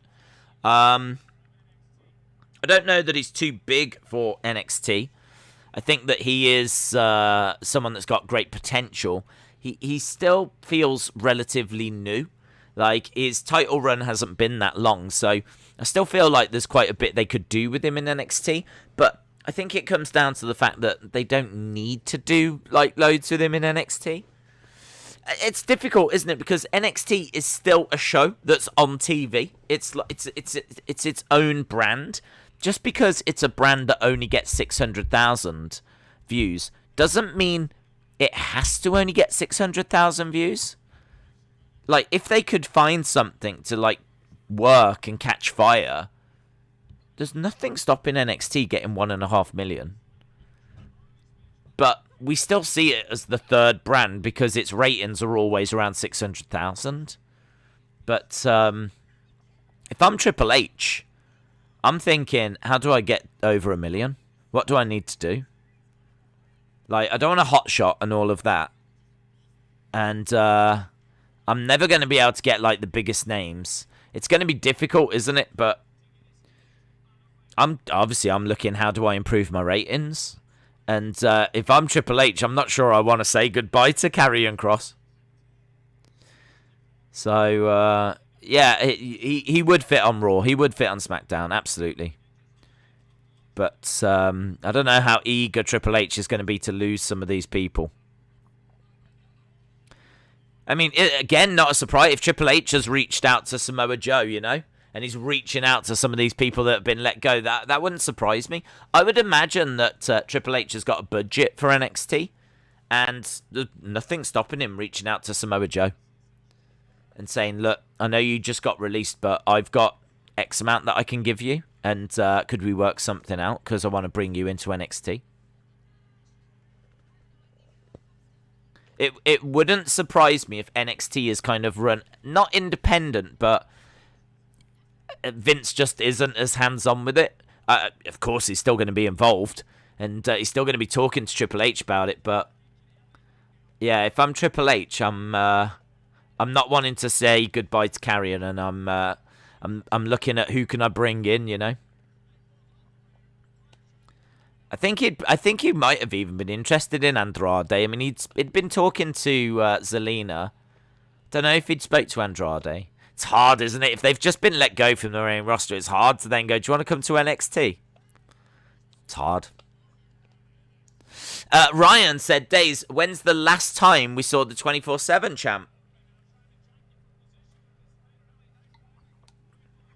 I'm not too sure, to be honest. I kind of feel like I have seen R-Truth recently, but I can't remember why or when. I would say about 3 weeks ago, but I can't remember why. It was about that. Was it like Akira Tozawa coming down some steps? Akira Tozawa like crawling down some steps in the background of R-Truth doing a promo. Can't remember why it happened. Ladders have been brought into the ring anyway. Big kick by Cameron Grimes, and LA Knight goes to the outside. Imagine if Adam Cole wins and he says, Adam Cole, baby, and then Samoa Joe's song plays. Aaron TikTok channel, shout out to you. He offered Andrade a return to NXT before his release, but Andrade said no. Oh, that's interesting. That's interesting. Something in my head said he had reached out to Andrade, or there'd been some kind of something had happened there. So that's interesting. Days Truth is always on Raw Talk, says to Boy. There was a dart match, says Lou. What, for In Your House? Was there? Sometimes they record the matches before to show on NXT. Sometimes they do an episode of NXT where the matches are the ones that were just before the takeovers. What if they use the $1 million title like Money in the Bank? What, and like cash it in somehow?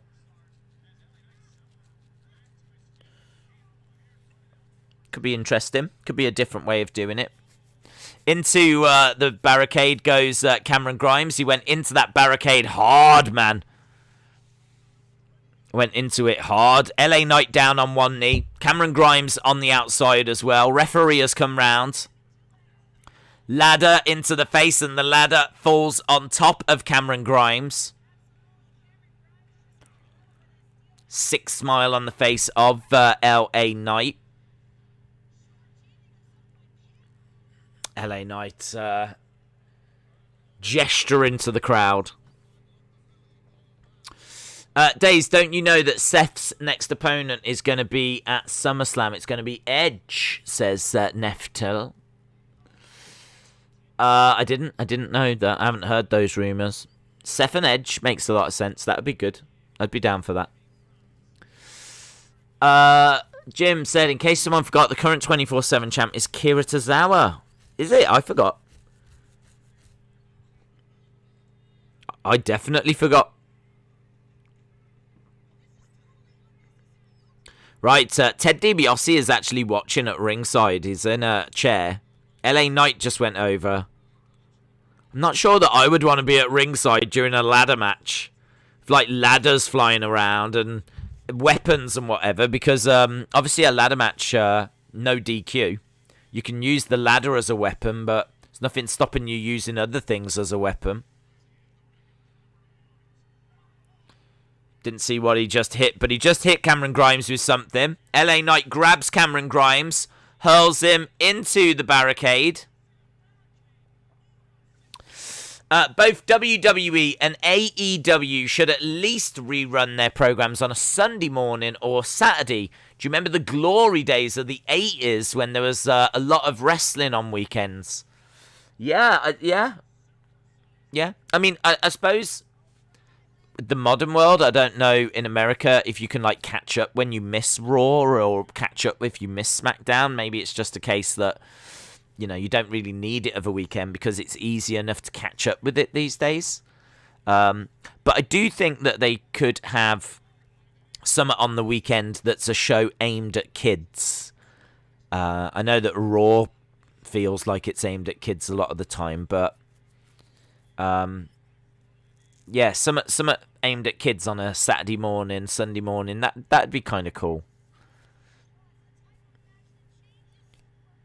Todd Pettingale would be perfect for that if they was to do it, but I don't know. Maybe you'd want someone young, hip, young and hip. Hit Row. You need Hit Row doing it. Hit Row.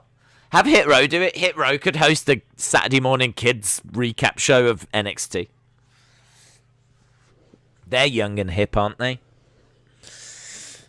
In the late 2000s, they had Saturday AM Raw. It was a 1-hour condensed version on USA Network. Oh, I didn't know that. That's interesting.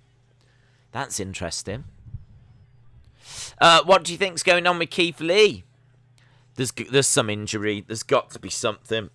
There's some. I don't know if it's COVID and it's some effects or what it is, but it's not right. I don't believe he's just off TV and they can't find anything for him.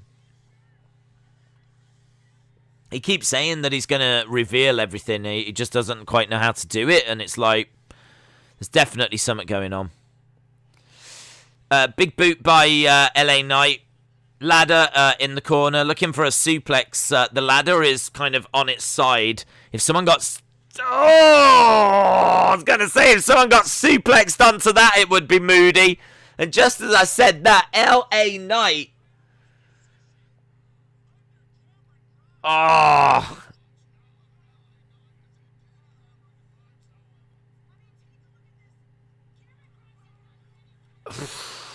Net breaker onto the ladder.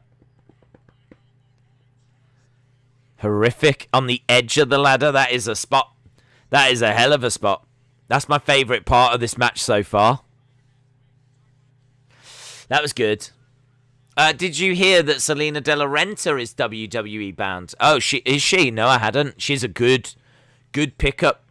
Very, very good. Excellent manager. Kind of reminiscent of Zelina Vega. So she's very much of that ilk. I mean, I think they had gold with Zelina Vega as a manager, to be honest. And they messed that up, so... Days, if not Brock, then who could be a big name to face Lashley? I'm thinking Edge or Goldberg, but Edge can't take another L. I think Lashley knocking out Goldberg with the Hurt Lock would be cool. Yeah, that'd be cool. I think Brock, though, I mean, like, there's been quite a few teases of Brock. So I don't really care for teases online, to be honest, because a lot of the time nothing comes of them. But there's reports that Brock's, WWE bound, so I think the teases mixed with the reports kind of heavily suggests that Brock is coming back. LA Knight has got a ladder set up over by the side of the ring. Days, who do you think is going to win the WWE title on Sunday? I have no idea. I'll have to worry about that when we get to that. I can't even remember the matches. I mean, that one is Bobby and Drew, isn't it? So my gut feeling is Bobby retains. Into the corner. Face first goes LA Knight. Ladder falls out of the ring.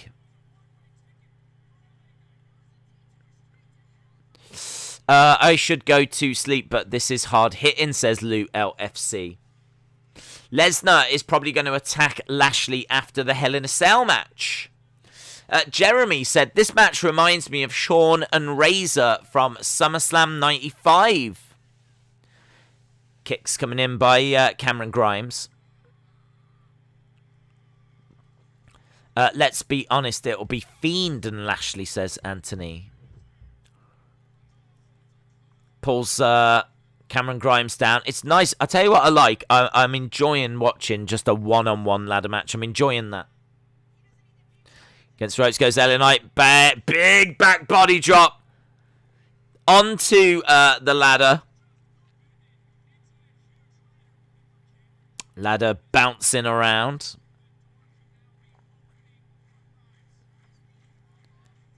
Crowd are applauding. LA Knight going over the top rope. Onto a ladder that was set up between the ring and the barricade. So LA Knight over the top comes crashing down.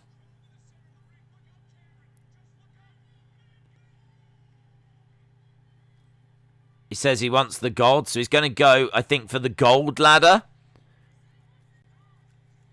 Yeah, he wants the gold ladder. He's going after the gold ladder, the ladder that's set up on the entranceway.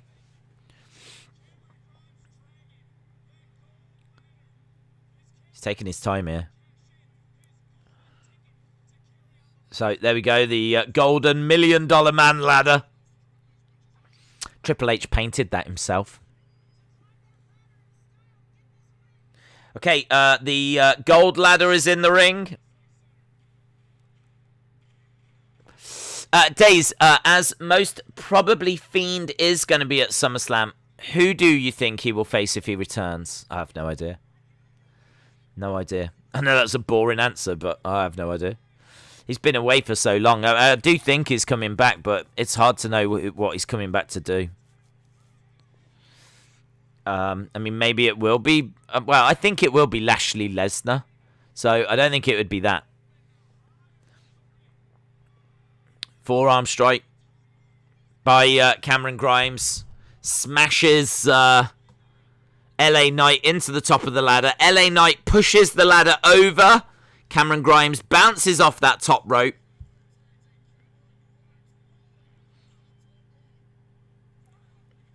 Was that a Spanish fly?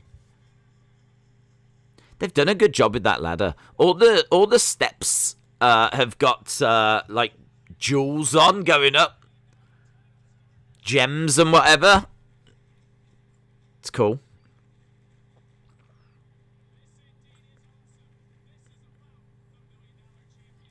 I am from the same city as LA Knight.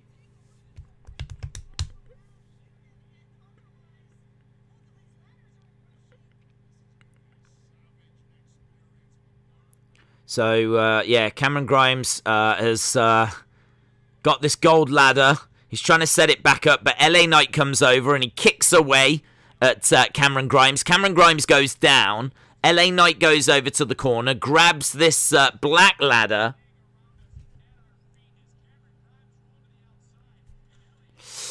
It's a good match so far, says Tribal Chief Roman Reigns. Both men are down, says Taboy. Cameron has no takeover wins. This could be his opportunity, says Nobfreeze. Well, we're on the entrance ramp, and LA Knight is setting up one of the ladders. What is Knight doing? I'm really not too sure. He's set up one ladder, and in between that ladder and the ring ropes, he's put another ladder. So looks like he's probably going to try and put Cameron Grimes through that ladder that's balancing.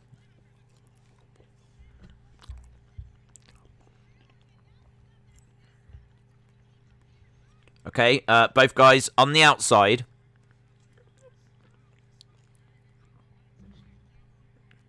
100% chance they've already made a toy version of the gold ladder.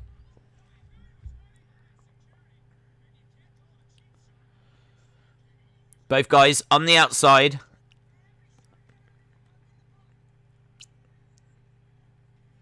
LA Knight pointing at $1 Million Man. Cameron Grimes goes up onto the ladder. There's a ladder set up on the outside. And gets knocked into some scaffolding. Now he's on the scaffolding.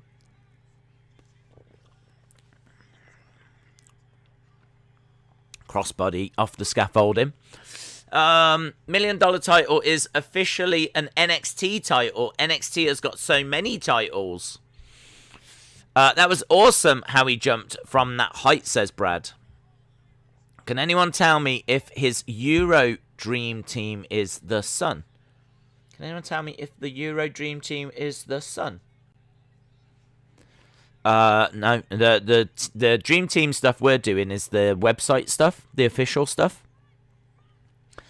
Cameron Grimes is climbing the gold ladder. LA Knight has stopped him.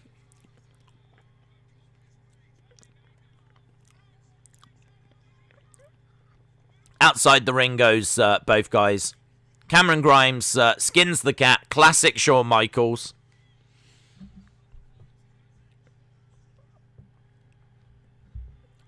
He says to the moon. He's going to look to climb up and go to the moon.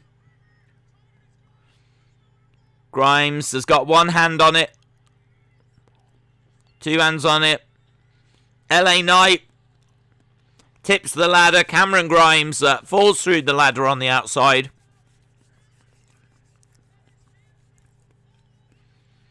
Looks like LA Knight might be winning this. I can't see Grimes getting up from that. So LA Knight has actually reached the top, and LA Knight unhooks the case, and it's LA Knight that wins the $1 Million Championship. I'm surprised at that.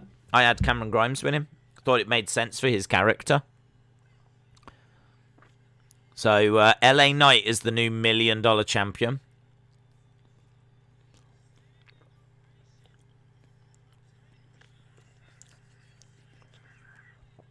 LA Knight wins. LA Knight. Sonny says, ugh. Days, who would you book to it? I don't want to do any more. Who would you books?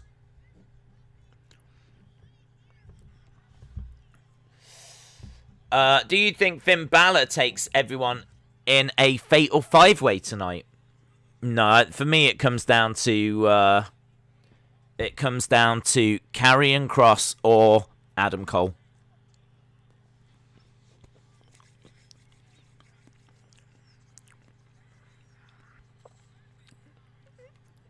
Right, there's some nice moments in this match. Let me know, out of 5, what would you give it?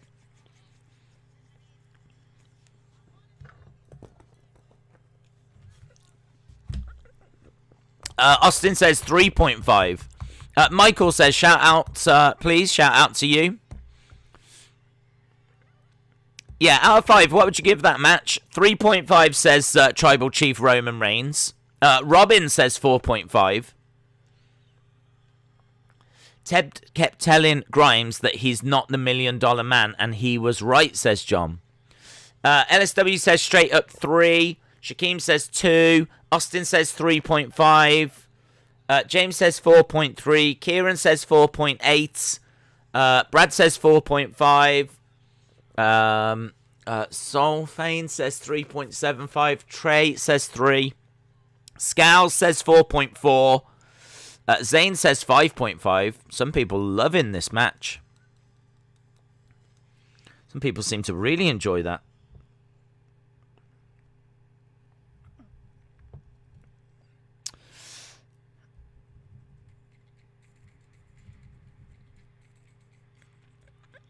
Four out of 5, 5, 3.5, 3.45, 6 out of 10.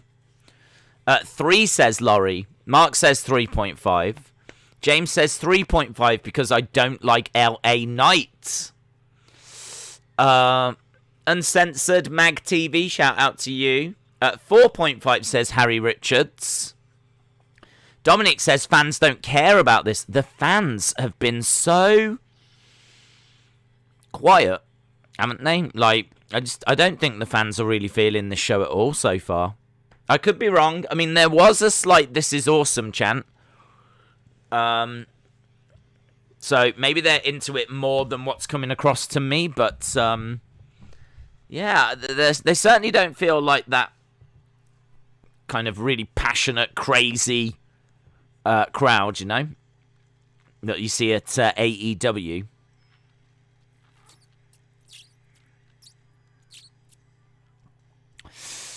Do you think there'll be some surprise in the main event? Maybe Kross wins and the Demon King returns? I don't think so. I'm not aware of any surprises. I've not heard any rumors of any surprises. So I'm not sure there will be. Hip rower with Todd.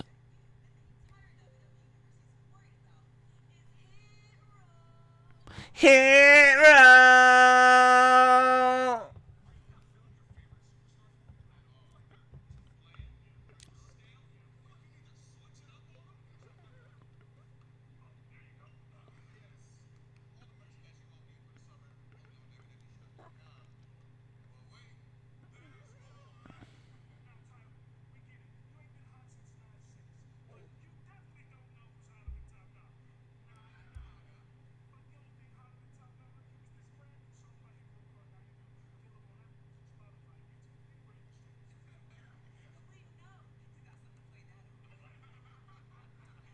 I hate these.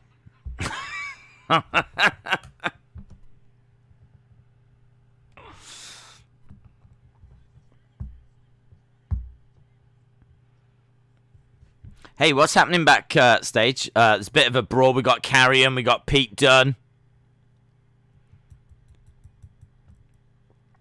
Honestly, I find them about as entertaining as dental work. That's how entertaining I find Hit Row.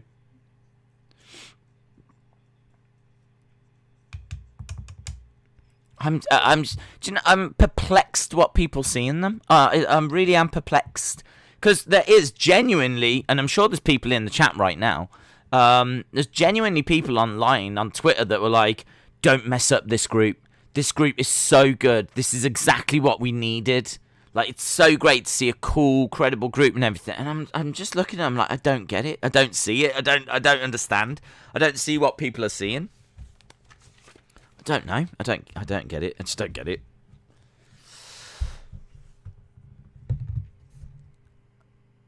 Did Kross just say, I'll throw you off the roof to Dunne? Probably. He's a mean man. I wouldn't put that past him. Raquel Gonzalez versus Ember Moon is our next one. Days, you're just a boomer. That's fair. That's very fair. It's impossible for me to disagree. I am a boomer. I'll be the first to admit it. Hit row is more fun than a root canal. At least with your dental work, you get anesthetic.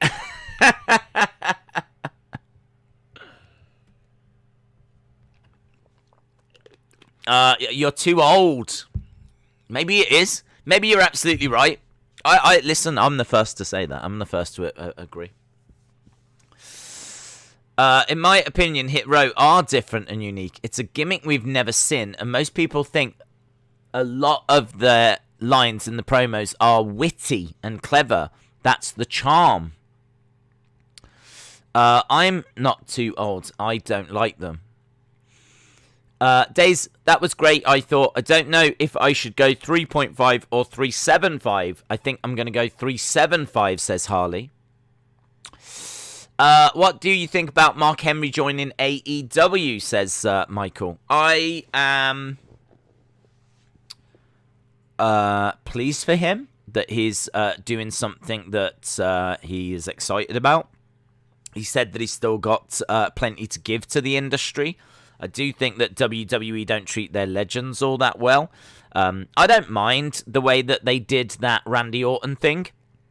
I know quite a few people said online like that, it was disrespectful and all this kind of stuff, but it was done to get Randy over, It was done to get Randy over as a heel, so I didn't mind that.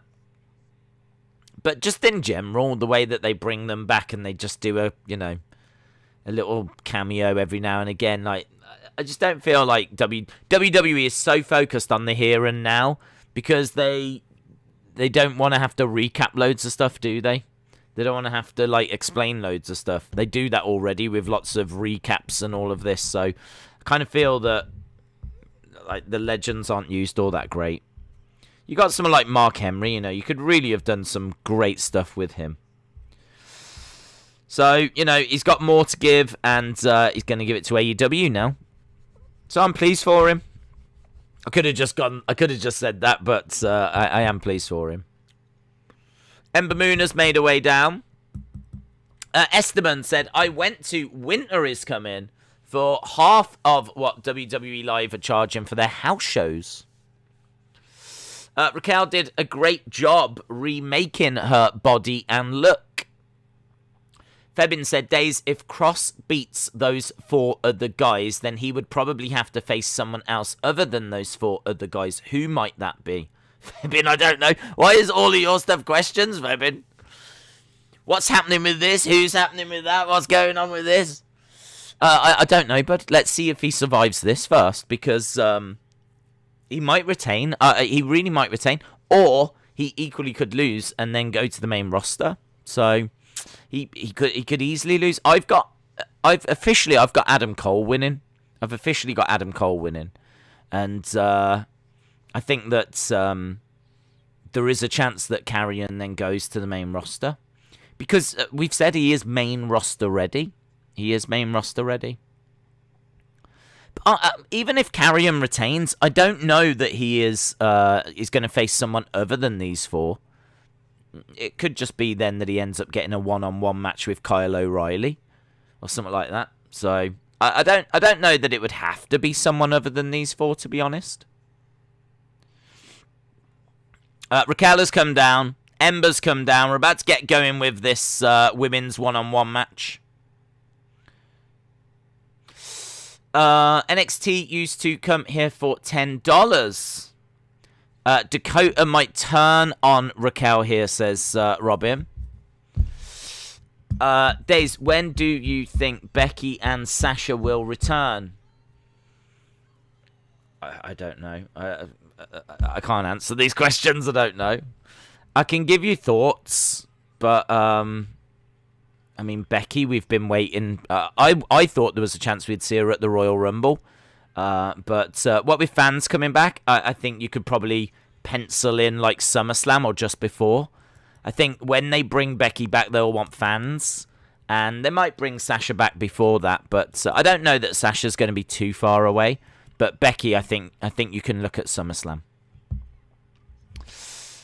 I'm back. I've had a banana, says Sonny.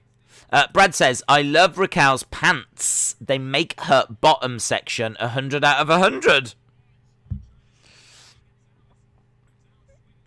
She's got very tight leather? PVC? I'm not quite sure what it is. Ember gets slammed down.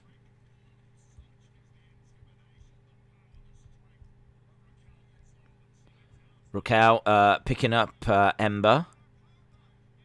Head scissors. Raquel going into the corner. Dakota is going to turn on Raquel. Kieran says, Becky, I think, will return at Hell in a Cell. John says, I think Becky will be back next month. No idea on Sasha. Going Ghost says, Days, I think since WWE released Braun, they need a monster. If Kross does get beat and gets called up, he could fill that role. What do you think? Yes. Yes, that's why I went with Adam Cole, because if I think there are vacancies on the main roster now, and I think that you're right, Karrion could absolutely fill that role. Febin said, Days, Sportskeeda has predicted that what happened to Shayna was that Lily has possessed her body, and we will see that in the upcoming Raw. What's your opinion if that's the case? Febin!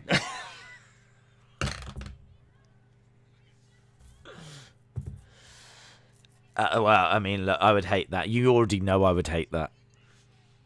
Possession is not people being possessed is not really what I watch wrestling for. So I'll just Febin, I will just say I wouldn't be a fan. Let's put it that way. Ember going into the corner. The original plan for the Inner Circle's entrances at Double or Nothing was to rappel from a helicopter. Raquel charging over. Ember.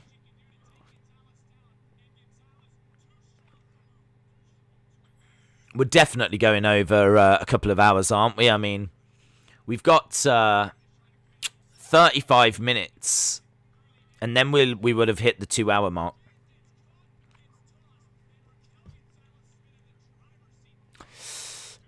Forget Dakota and her look and all these other stars. I'm a simp for Raquel's back bondage. Is it bondage or bonage? Bonage? What the hell is bonage? What the hell is bonage? What the hell is that? You're a simp for her back bonage. I wonder if she could have a bonage match. Raquel Gonzalez in a bonage match. Days, imagine if Lily and Shayna have a match at Hell in a Cell. Imagine if, like, Lily got thrown in the bin and someone set it on fire and then, like, drove it a million miles away so that we just didn't have to see it or think about it anymore. That'd be good, wouldn't it? Imagine that. Febin said, Days, Portugal has lost Cancelo for 2020 as he recently got COVID and is out of the tournament. He is one of their key players and also right back, which is not an easy position to replace. I hadn't heard that. Shout out to you. Right, Ember Moon kicking out. Days is a Lily stan. John Cena Gamer says, I love what Alexa Bliss is doing right now. What if Tamina and Natalya take on Alexa Bliss and Shayna Baszler as Lily? Ember over by the ropes. Kicking out at Raquel Gonzalez. Super kick by Ember.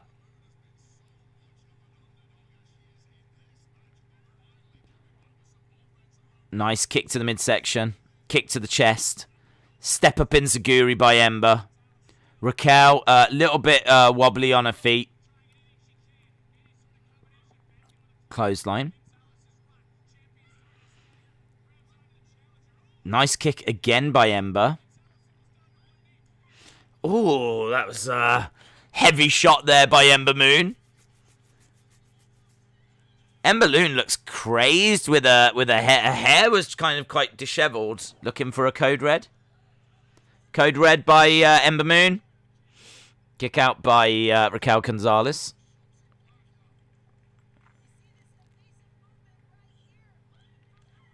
Man, that strike is insane. I remember nothing about Cole and O'Reilly, says Knob Freeze. Days, the only way I would like that is if Shayna can become a killer again like she once was. What if Shayna and Alexa have a match inside Hell in a Cell? Days, I would like Cena to beat Roman. Just to see your peed off reaction. I wouldn't be that bothered, to be honest. I wouldn't like Cena to be the one. I'd be like, oh, this sucks. I mean, but I wouldn't be like ranting and raving. Dakota Kai is having a word with Raquel Gonzalez on the outside. Ember looks like she's going to go over the top. No, suicide dive into Raquel Gonzalez.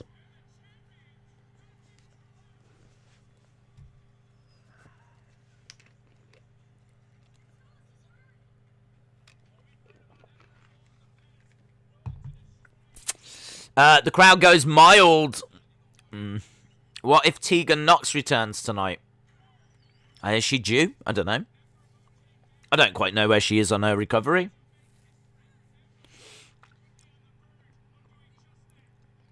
Raquel Gonzalez is thrown back into the ring. Ember Moon goes in after her against the ropes.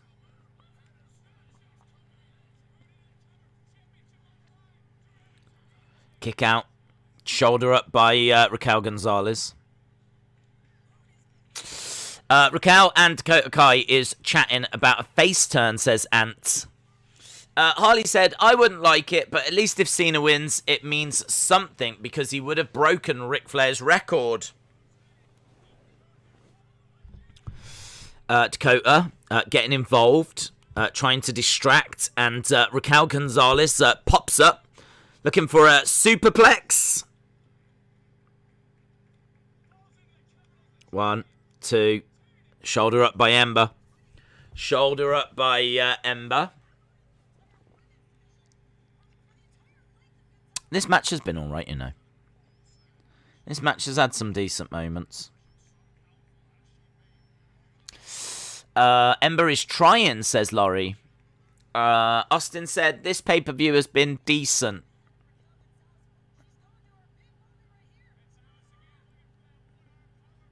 Looking for a one-arm powerbomb roll-up of Raquel. Big boot. 1, 2. Oh. Kick out again.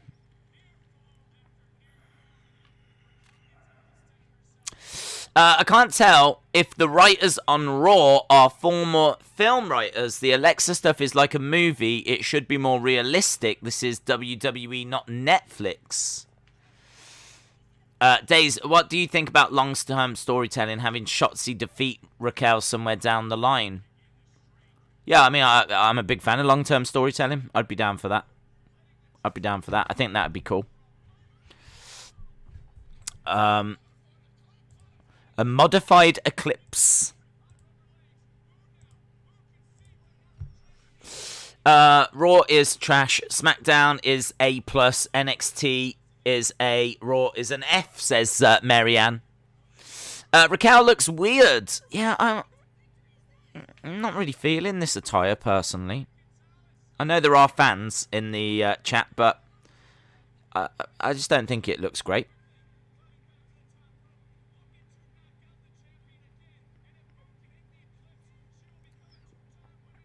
Ember is up. She's going to look to hit the Eclipse. And hits it. 1, 2. And Dakota actually helps Raquel. I thought Raquel was going to kick out of it. But it's actually Dakota that puts Raquel's leg on the rope. Here's Shotzi. She pushes Dakota into the barricade.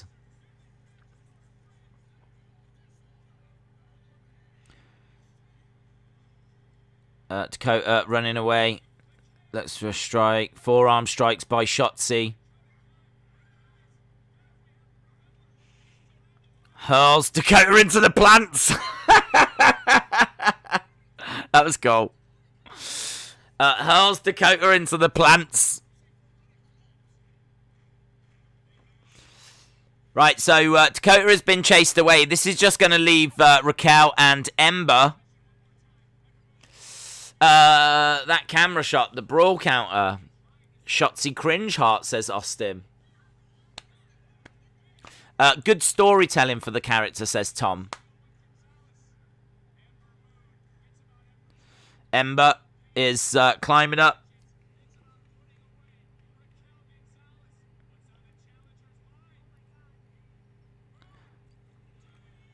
DDT onto that entrance stage, you know.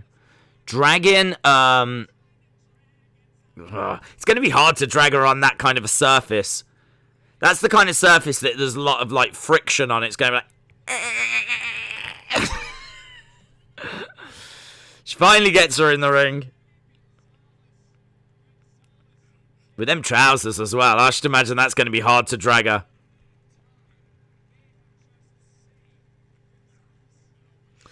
Ember frustrated that she couldn't get the 3 there. I'm missing so much of the show because of Peacock, says Brony.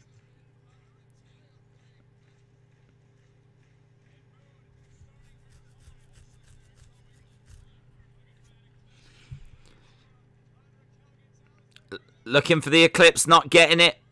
Against the ropes goes Ember. Picks her up around the houses, bit botchy. Goes again for it. Drives Ember into the corner.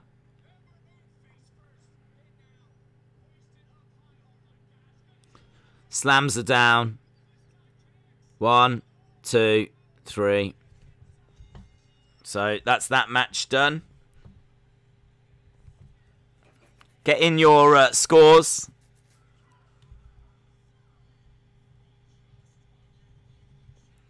Get in your scores.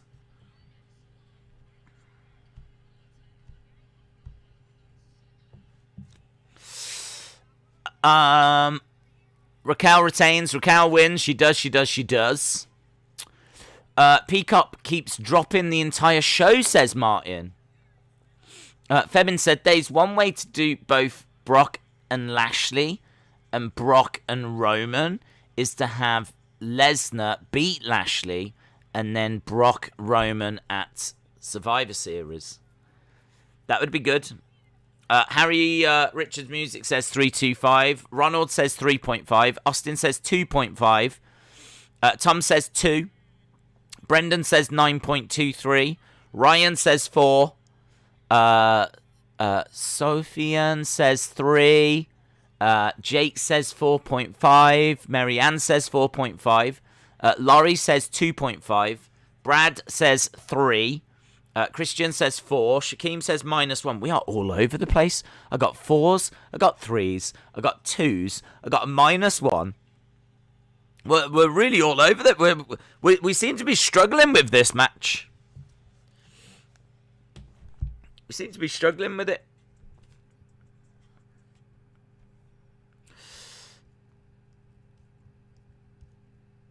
It was better. It was better, wasn't it, than Xia Li and Martinez. You'd say it's better than that. So think about what you gave that match.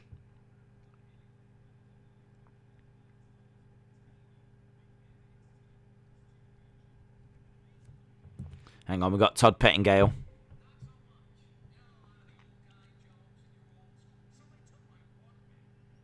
Someone's taken my Walkman.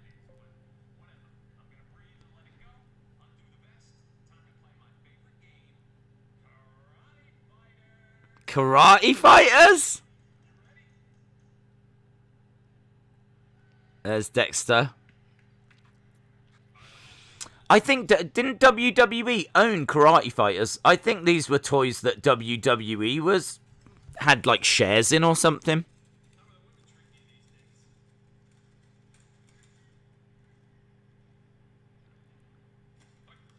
Oh.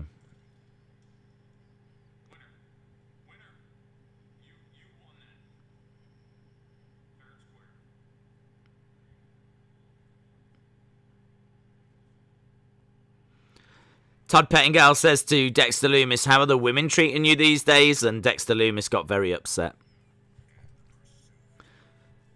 Great American Bash? Great American Bash is coming back. Lumis wins. He did win.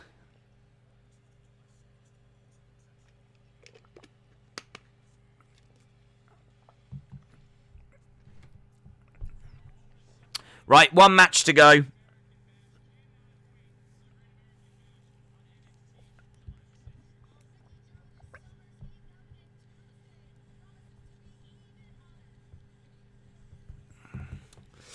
Great American Bash, July 6th. Yeah, main event. Hang on, what's happening on Tuesday? Tommaso Ciampa and Timothy Thatcher versus Grizzled Young Veterans. And Kushida is going to be doing a Cruiserweight Championship Open Challenge. So we've got both of those coming up on Tuesday. Coming up next, we've got our main event of the evening. The show has had a nice pace to it.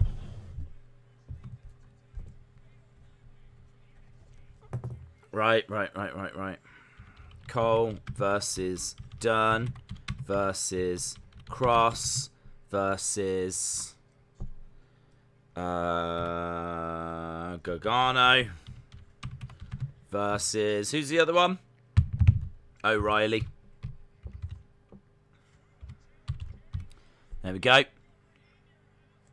Main event time. This match is... But the show is about to be lit. James Godfrey says, I'm at a 7.5 out of 20 so far. It's not very good, is it?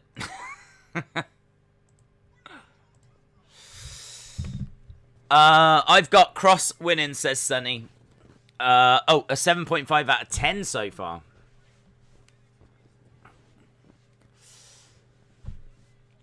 If Vince hates tag teams and long-term storytelling, then why has he made stars like Triple H and Stone Cold into a team and also ran the Who Attacked Stone Cold story for a year during the Attitude Era? What has changed now?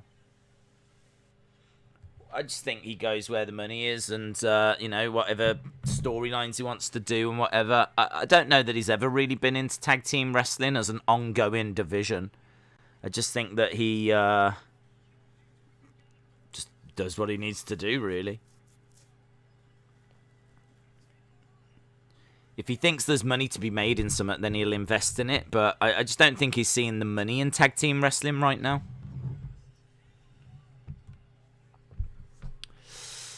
I would imagine that a lot of the ratings are quite poor for the tag team matches right now because, in fairness, he hasn't got any good tag teams. So, it's hard to get excited about a lot of the tag team matches we get. If he had better tag teams, if he had AOP and, Usos, like New Day when they're at the height, and he had a really interesting tag division, I'm sure the ratings and analytics would be very high for it.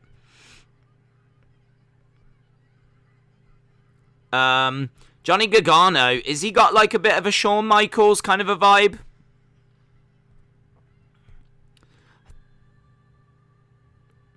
I'm getting a Shawn Michaels vibe from Johnny's ring attire here. Johnny? HBK. Yeah, I'm getting a HBK vibe.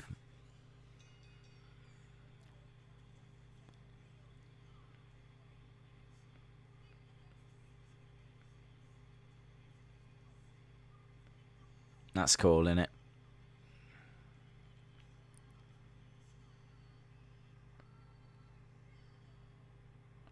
So he's got like a red jacket with like the little mirrors on. It's very Shawn Michaels.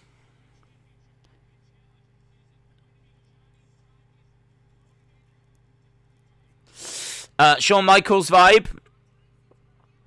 Johnny's attire is fire, says to boy. Johnny the Heartbreak Kid.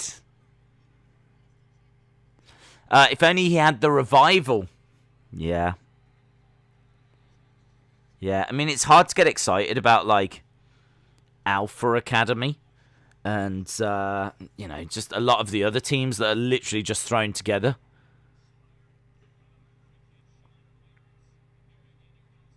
Right. So, Johnny looks great. Inspired by... Do you know what, as well? I've only just noticed everyone has come out the garage. Didn't Johnny just come out of the front door? I think everyone has come out of the garage. And I think Johnny might be the only one to have come out the front door. And he said that this was his house, didn't he? Last time. Because wasn't his entrance last time we saw, like, the room, and then he opens the door, and then we see him come through the door. So I think his entrance last time he came through the door.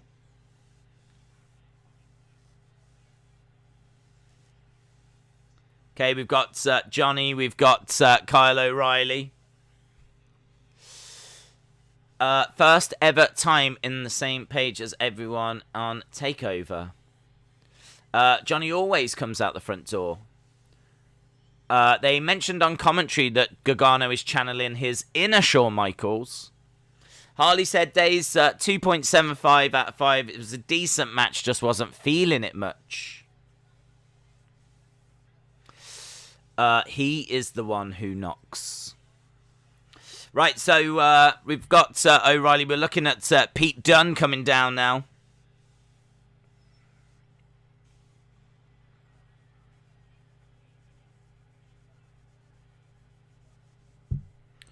I like Pete Dunne's attire. Pete Dunne, all in white. Even his entrance jacket is all in white as well. That looks nice.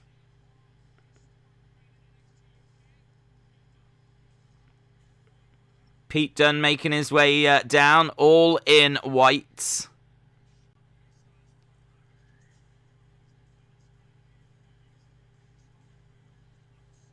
And he doesn't really have, like, the tan or anything like that now.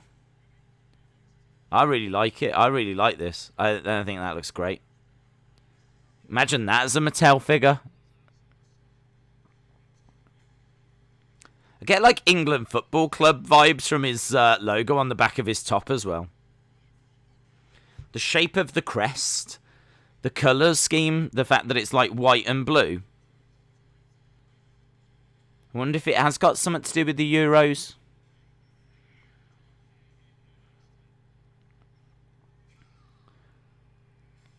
Wouldn't surprise me if that was Euro-inspired, to be honest, from Pete Dunne. Right, Adam Cole.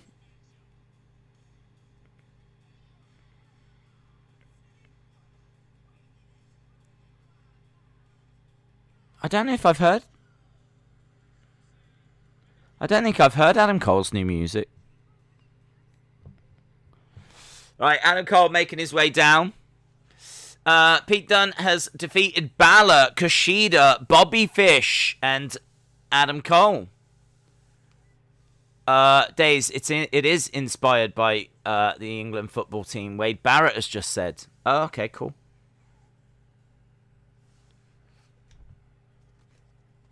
Right, Adam Cole.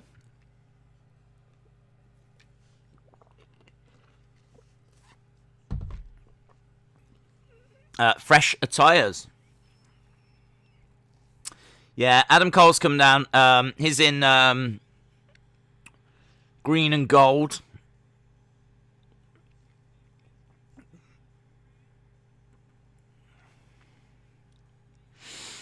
Time for Adam Cole to lose and make John cry, says Dominic.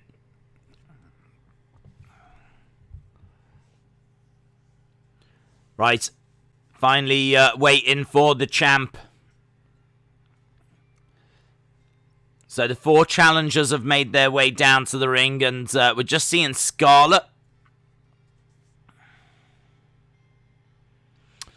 I think we've heard Adam's theme once before, says James Knight. Yeah, I always have to have the sound down, so I've just, to be honest, they could have played it a million times and I wouldn't have heard it. I still haven't really heard it now, to be honest. So far, this has felt like a standard NXT with a big main event. Quite underwhelming so far, says Daniel. I have to agree.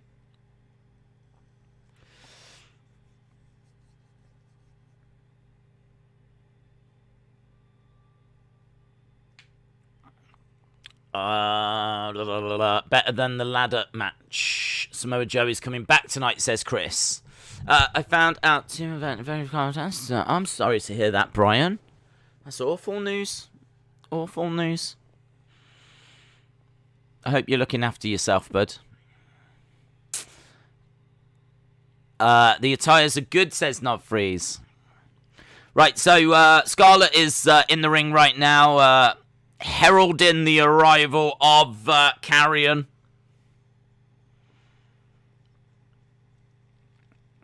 It definitely feels like the biggest thing we've seen on this show so far.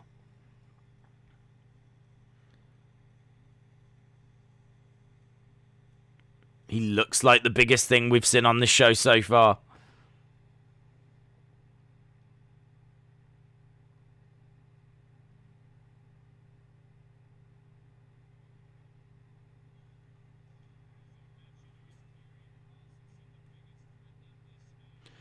Right. So we've got Adam Cole in one corner, Johnny in another, Pete Dunne in another, Kyle O'Reilly in another. Karrion standing in the ring. Okay. Let's see how this goes. Let's see how this goes.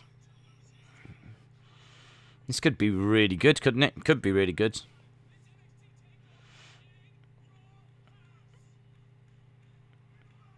Alright, the bell has sounded.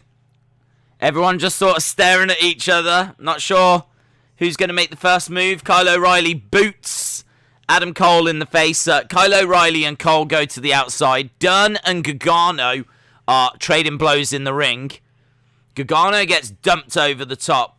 Pete Dunne turns his attention to Karrion. Pete Dunne charging over Karrion. Oh, nice low kick there by Pete Dunne. Again, going for another low kick. Going for one more. Gets pushed back against the ropes. Looking for a guillotine is Pete Dunne there, but just a smile on the face of Karrion. Nice suplex to Pete Dunne. Pete Dunne just rolls out of the ring. Scarlett wins with the entrance, says XFL.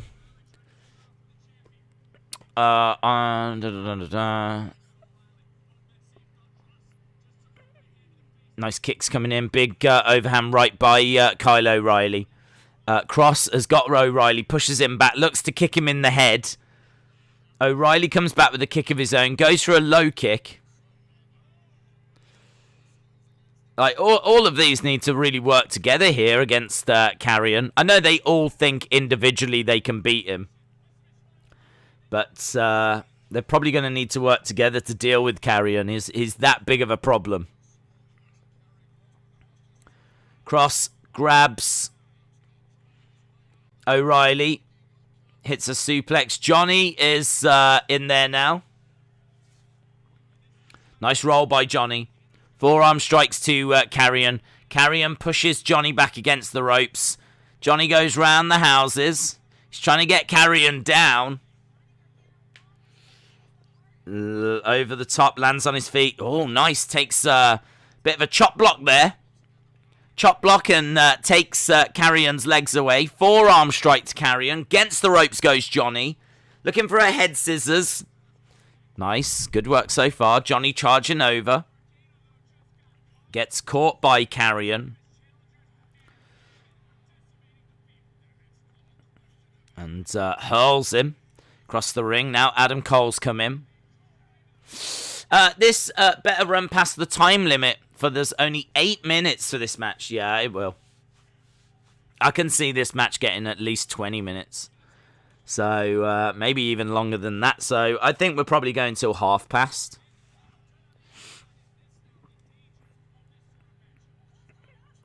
Right, they're all working together to beat up on Adam Cole. That's what I was thinking. Is it elimination or first pin? I think it's first pin. I can't remember them saying that it's first elimination or that being mentioned.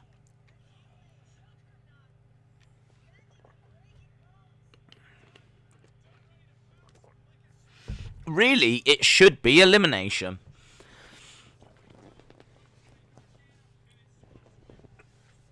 Because it would suck. It does suck if Karrion loses the title and he's not pinned or submitted. That's always been my issue with these matches.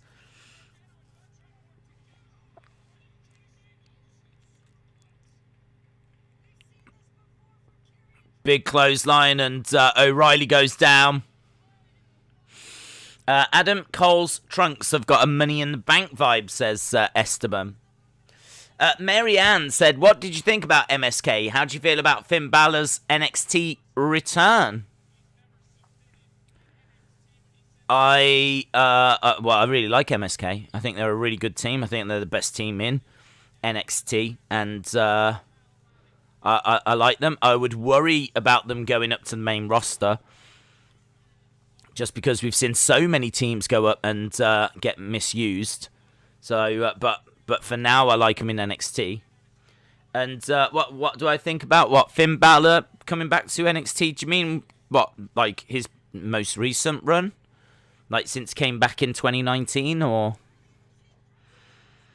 I mean, I think it's been good. I don't think it's done anything for the ratings, but I think it's been good for Balor, because I think he's firmly established himself now as being not just the Demon. Like, people talk about the Demon still, but people don't expect the Demon anymore. So if Finn Balor's going to be at TakeOver, people don't think, oh, we're going to get the Demon. I wonder what the Demon's going to look like. Like, it's going to be Finn, and you know that. So they've done quite a bit of work on getting Balor over.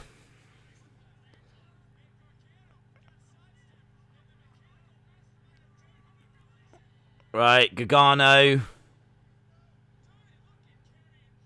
and O'Reilly getting their arm stretched, and a powerbomb by Karrion.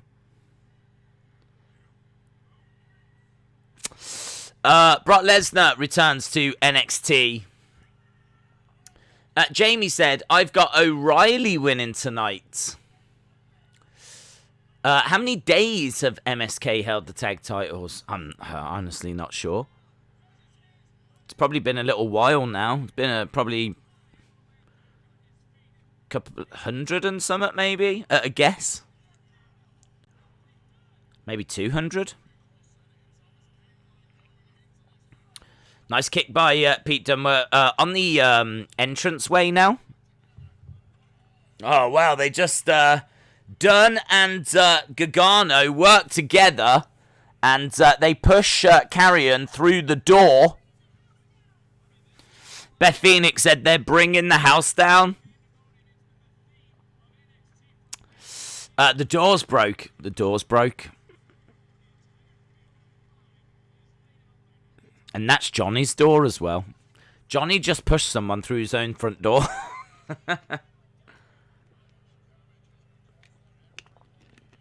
Knob Freeze, you and me. We're on the same wavelength. Back in the ring, we got Cole and O'Reilly. O'Reilly on the shoulders. 1, 2, shoulder up. Kick out by Kyle. Ding Dong, says Laurie. MSK won the bouts about 2 months ago. That would be about 60 days. Was it only 2 months ago?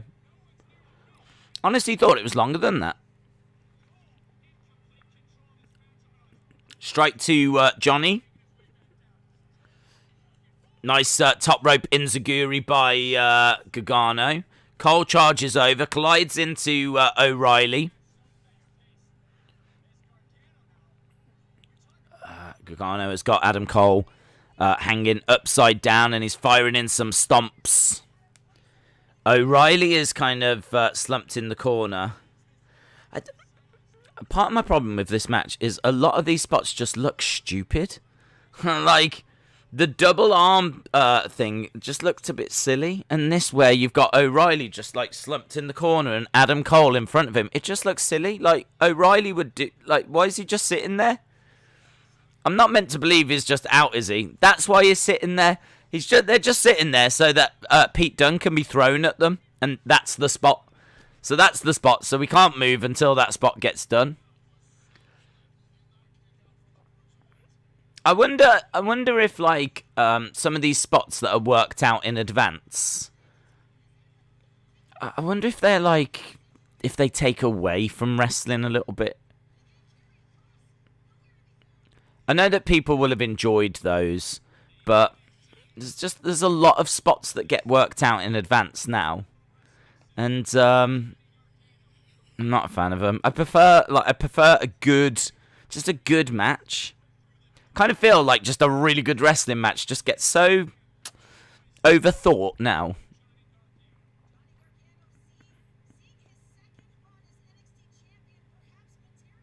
Gargano in the corner.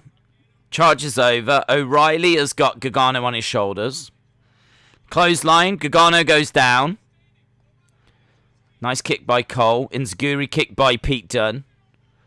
Everyone goes down in the ring.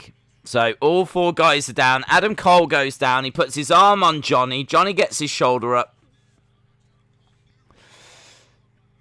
Obviously, Karrion got put through the door, so don't expect him to return. The crowd are awful, says Alex.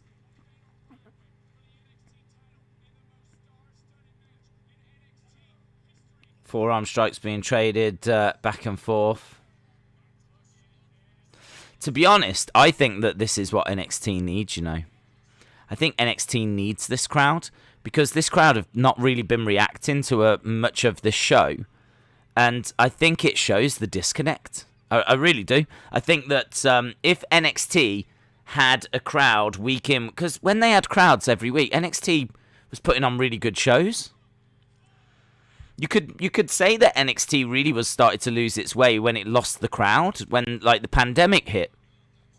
So maybe they've been booking and they've been a little bit off with what people want.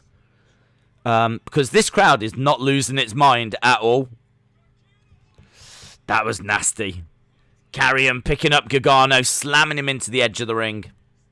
So this could be a really good thing if crowds can come back. If crowds can come back, then that'll give NXT like its feedback, basically. This is working, this isn't working, we want more of this, we don't like this. It's really important. And a promotion like NXT, I think, would listen. If it was like main roster, I don't think Vince would listen. Gargano gets his shoulder up.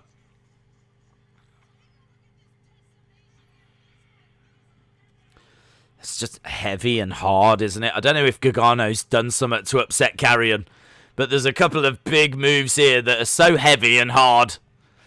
And both of them have happened to Johnny. Big boot to Adam Cole. Do you think tonight was good? Not particularly.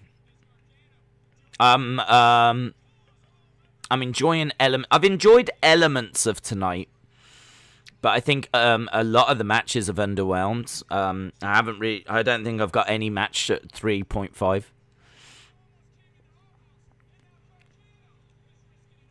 But there's some really good stuff. There's been some really good stuff in matches. And there's some really good stuff in this match as well. I think Johnny doing some really good work. Karrion is just so hard hitting. And he's got the crowd going as well. Look, the crowd chanting Johnny wrestling. Kick to the back by Adam Cole. Adam Cole against the ropes. Ducked by Gargano.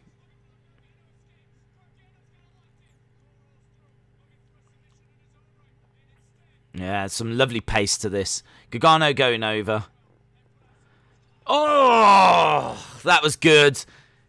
Gargano trying to spear through the ropes, but he gets kicked, looking for Panama Sunrise by Cole, but couldn't get it. Gargano's caught him. Oh. 1, 2. Kick out. I mean, already I feel like this is going to be quite comfortably the match of the night. Like, by a country mile.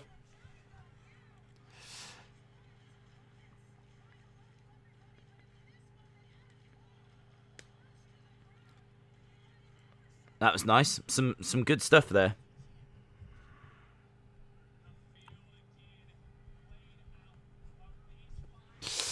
I wasn't really hyped for this pay-per-view, and it was just as good as I thought it would be. It's an okay show. Match of the night so far, I agree. Package driver, says Dominic. Big strike by Kyle O'Reilly, who's got back into the ring. Nice kick by Dunne. Dunne picks up Gargano. Reverse Rana. Enziguri. 1, 2. Double stomp by Johnny. Kyle O'Reilly was trying to get the pin on Adam Cole. The crowd was chanting Johnny Wrestling. And they were into it. Johnny doing a really good job to get the crowd into this. Karrion doing a good job as well, actually. And this is the loudest and most committed I've heard this crowd chanting, "This is awesome." So this match has definitely managed to grab the crowd.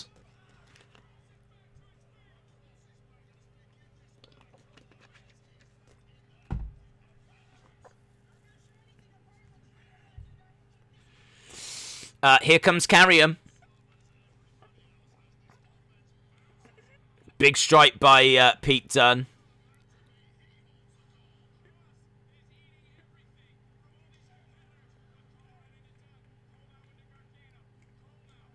Big clothesline. Cole goes down. Big strike. O'Reilly goes against the ropes. Nice step up in Zaguri kick. Double clothesline by O'Reilly. Kick to the chest against the ropes goes Kross. Clothesline, and O'Reilly gets turned inside out. Again, everyone down. 2019 Survivor Series NXT win from Raw and SmackDown. Ryan said this is easily match of the night. Amazing gaming, so sorry. Brad said this pay-per-view is better than WWE's last 3. I'm impressed how NXT killed WWE's last few pay-per-views. Well done, NXT. Keep them coming. Novfreeze says that was a nice sequence. Kross nearly killed the match for me there, says Just Alex. What's next for Vittori? I'm not too sure. Not too sure. I was trying to listen to Dana last night before I went to sleep.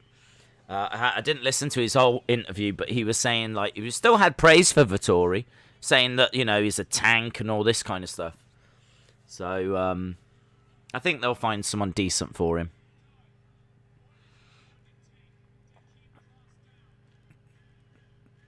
Kross with tried to do a German. Pete Dunne lands on his feet. Honestly, I'm liking the $1 Million Championship match more than this, says Silent Yoshi. Austin said, I wouldn't say this was better than Fastlane, WrestleMania, and WrestleMania Backlash.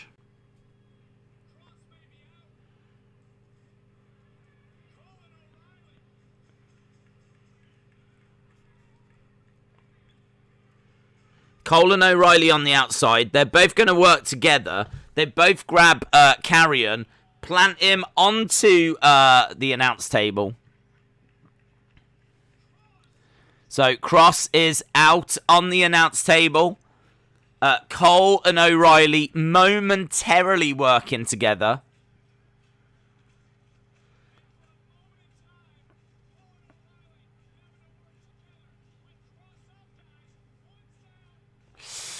Cole and Riley working as one. Right, we've got Dunne, we've got Johnny, we've got O'Reilly, we've got Cole. Oh, double super kicks. How I would react if Johnny wins. If Carl wins, that's pretty nice. If Carl wins, it's okay. If Karrion wins, why? It's fine, I guess. If Pete wins, never watch until he loses it. Wow. Forearm strikes being traded back and forth by O'Reilly and Pete Dunne. Pete Dunne goes down. O'Reilly with a knee strike to Dunne's chest. Picks up Dunne. Looking for a standing guillotine into a double wrist lock. He couldn't get the Kimura. Triangle.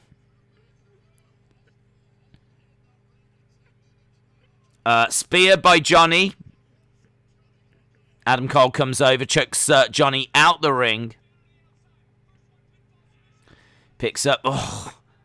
Shoulder breaker to O'Reilly. 2. Shoulder up. Shoulder up. I'm rooting for Kyle, says AWE Wrestling Entertainment. Vittori and Costa called each other out post-fight, says Colby. Interesting.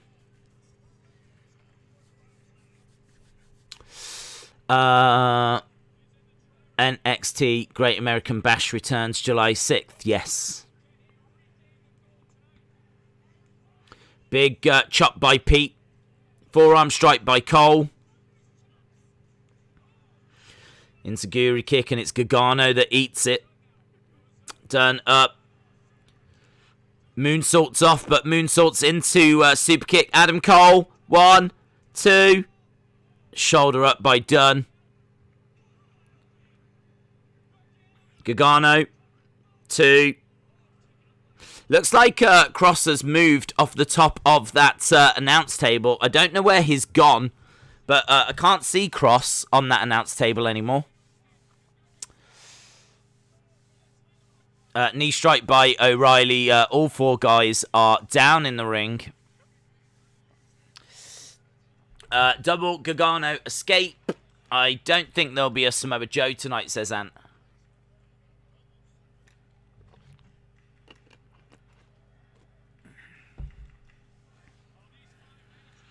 There's a small fight forever chant, but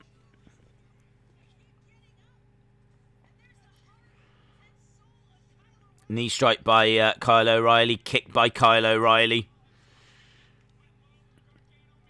Against ropes goes Gargano. Knee to the body.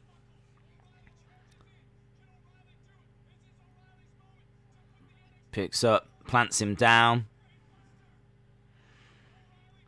O'Reilly on the outside. Looking to go up. Kross is going to win. He is my man, says Sayed. Michael, shout out to you. Cole looking for Panama Sunrise. Gets it. Panama Sunrise connects by Cole. 2. And Pete Dunne drags Cole out of the ring. Picks him up. Plants him down. And there is Karrion. Karrion has risen. Pete Dunne jumps into the ring. Tells Karrion to get into the ring. Karrion walks round. Crowd are chanting bruiserweight. So we've got Dunne and Karrion Kross. Dunne is unloading on Karrion. Looking for a German to Pete Dunne. Pete Dunne, no sells? No sells the German? That was cool. Bitter end? Bitter end to Karrion? 2. Shoulder up by Karrion. Triangle. Elbows. That was crazy seeing him no-sell that German and then hitting the bitter end on Karrion. That was cool. I wouldn't be mad if this one went another 30 minutes. Aleister Black is going to return and kick Kross's head off. How is this match still going, says AWE Wrestling Entertainment. Another "This is awesome" chant. Kicks by Dunne. O'Reilly goes down. Gargano goes down. Cole was looking for a low blow. Pete Dunne's grabbed his fingers. Karrion comes over. Double suplex to Cole and Dunne. Karrion has got Cole in his sight. Forearm strike to the back of the head, and Cole goes out the ring. Dunne down in the ring. Karrion looks like he's calling for a finish to this. I don't feel like this is the end. Is it? Dunne's trying to get back. He's trying to break out of this. And he snaps the fingers of Karrion. DDT by Johnny. Karrion comes over and he grabs Johnny. Gargano flips over. 1, 2. Kross has got his submission hold locked in on Johnny. Johnny in trouble.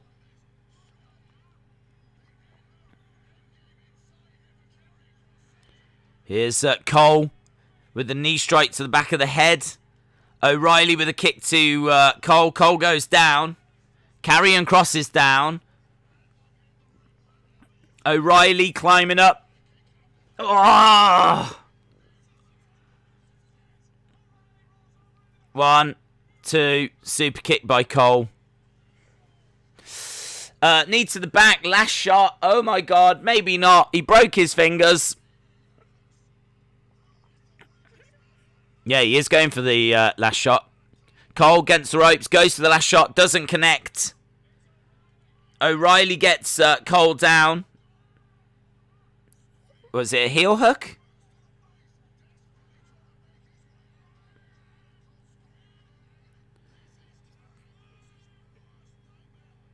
He's dragging Cole. Is Cole going to tap?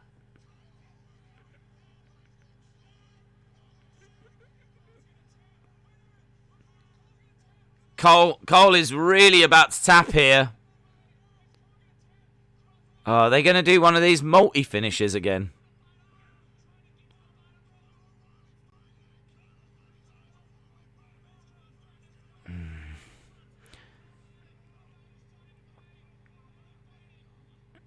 O'Reilly is fading. I think the ref will call it. I think Kross is going to retain here. Karrion retains.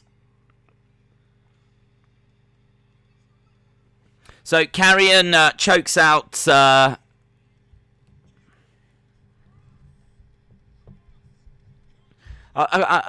wasn't really feeling that end, to be honest. But Kross has retained. Kross wins the match. Kross wins. Dunne says, great match. Silent Yoshi says, that's it. Kross wins an incredible match, says Harley.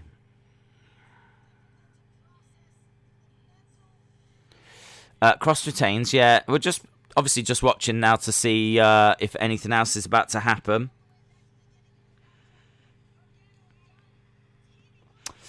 Shout out to Neftali. Corey says, ha ha ha, he lost. He doesn't in any way deserve the title. That is a stupid ending. I'm very upset. The ending sucked.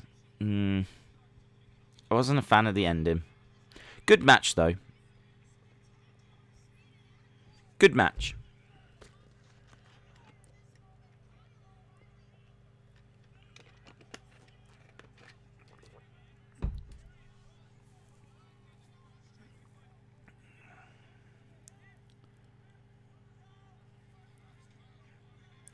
Kyle O'Reilly just getting choked out. Referee calling it, and we're just seeing replays of it right now. Kross wins. Great match, says Robin.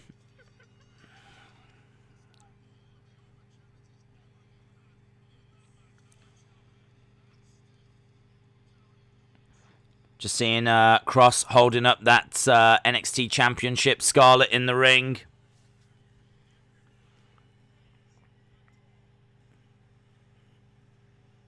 Everyone pays the toll.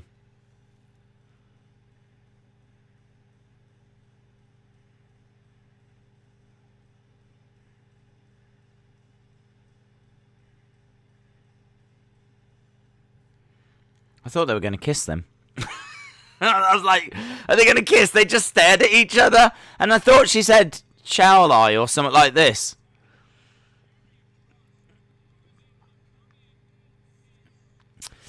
Because that would be the ending we all want, wouldn't it, guys? That's the ending I want. Oh, to see Scarlett and Karrion kiss. That would be the ending I would want. A lot of you out there are like, oh, I hope we get Samoa Joe. I'm like, I hope they kiss. I hope they kiss. Kiss, kiss, kiss, kiss, kiss, kiss. So they're on the entrance stage.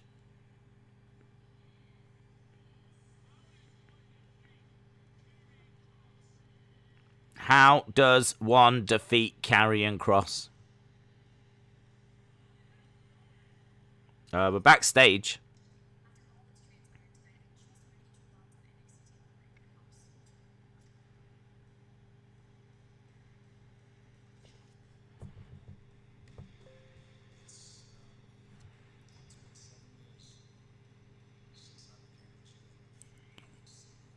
What's this?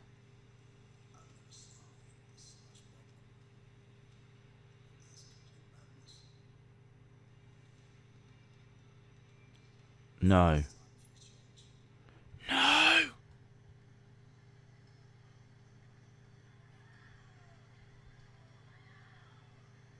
You can hear the crowd saying no.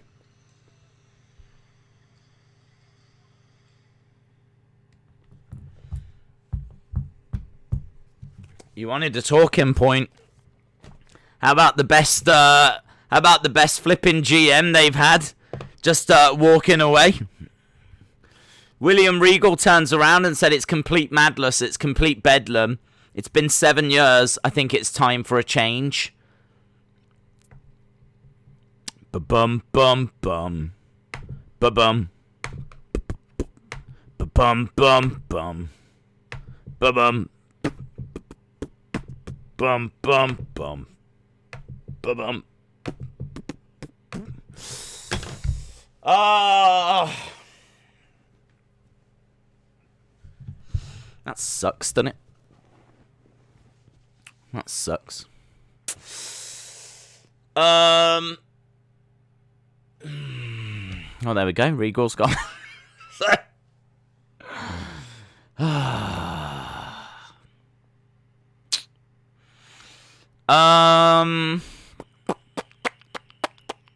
Scores. Getting your score. I'm a bit. Oh, man, honestly. I'm gutted by that. I love Regal. I think he brings such credibility. I think he's funny. I think we need to get him in the Hall of Fame, don't we? We need to get him in the Hall of Fame. Not that it really makes any difference, but we definitely need to get him in the Hall of Fame. Unless they're taking him to, like, nah. I think he's had quite bad health, actually, Regal. I don't think his health has been brilliant in recent years, and I don't know, perhaps he's got other things that he wants to do. Perhaps he wants to, like, retire. Perhaps it's time to retire. Hopefully they're not ushering him out the door. I mean, like, not Regal. They wouldn't. Not Regal, surely. Although saying that, they did, didn't they do it to, like, Gerald Briscoe and all of this? Like, I haven't heard anything. 8. Austin says 5.5. Ant says 5.5. Tim says 6.5. Sean Andre says 3.75. Reggie Simmons says 6.5. E-Dog says 7. Jake says 7. Anna says, could this be the call for a huge return to NXT?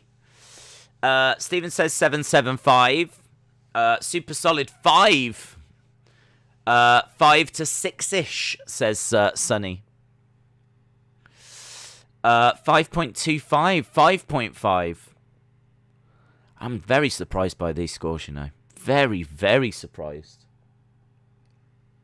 I'm very surprised. 5.5.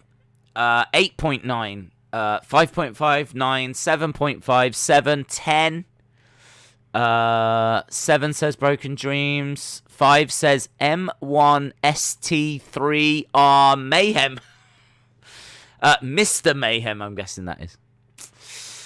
Tula Tula says show was beep, other than the main event. I have got, right, let's have a look what I've got. I am going to go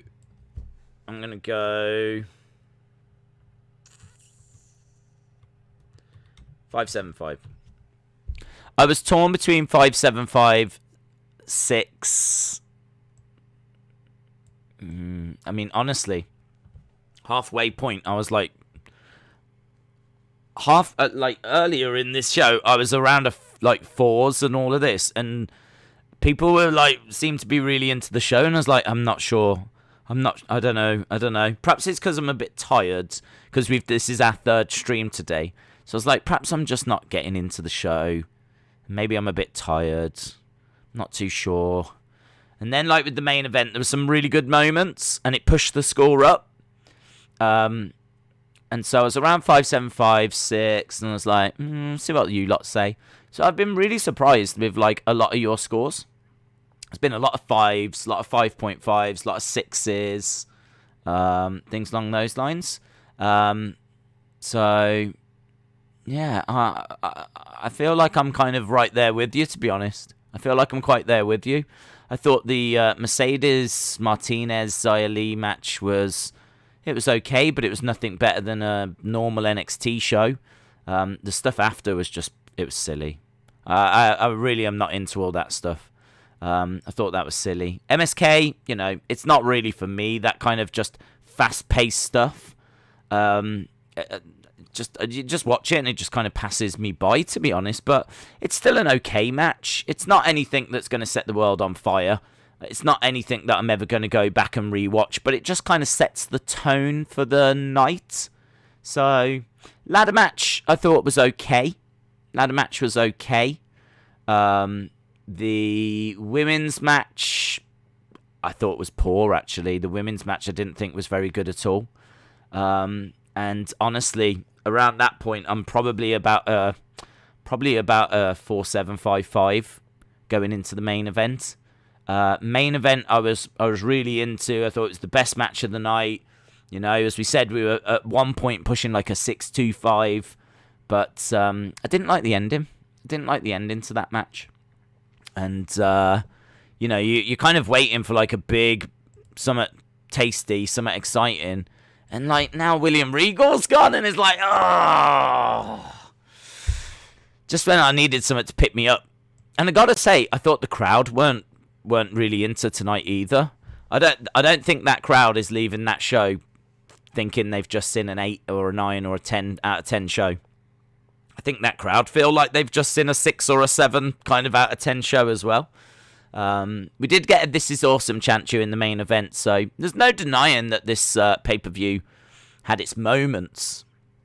But I mean, look, we're talking about NXT Takeover here. NXT Takeover is meant to be the absolute premium, the absolute very, very best. And the Mercedes Martinez Xia Li does not even come close to representing Takeover quality. I would argue that Raquel Gonzalez against Ember as well just doesn't come close to get into that kind of quality. Ladder match I thought was fine, but I don't know. I just, there was nothing really there that grabbed me all that much. I think a lot of those kind of spots we've seen like a million times before.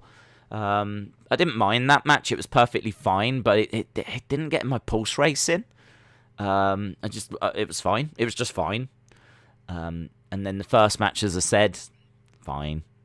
I mean, I had the scores as being like, I think the first match I gave like 3 out of 5 for the tag match.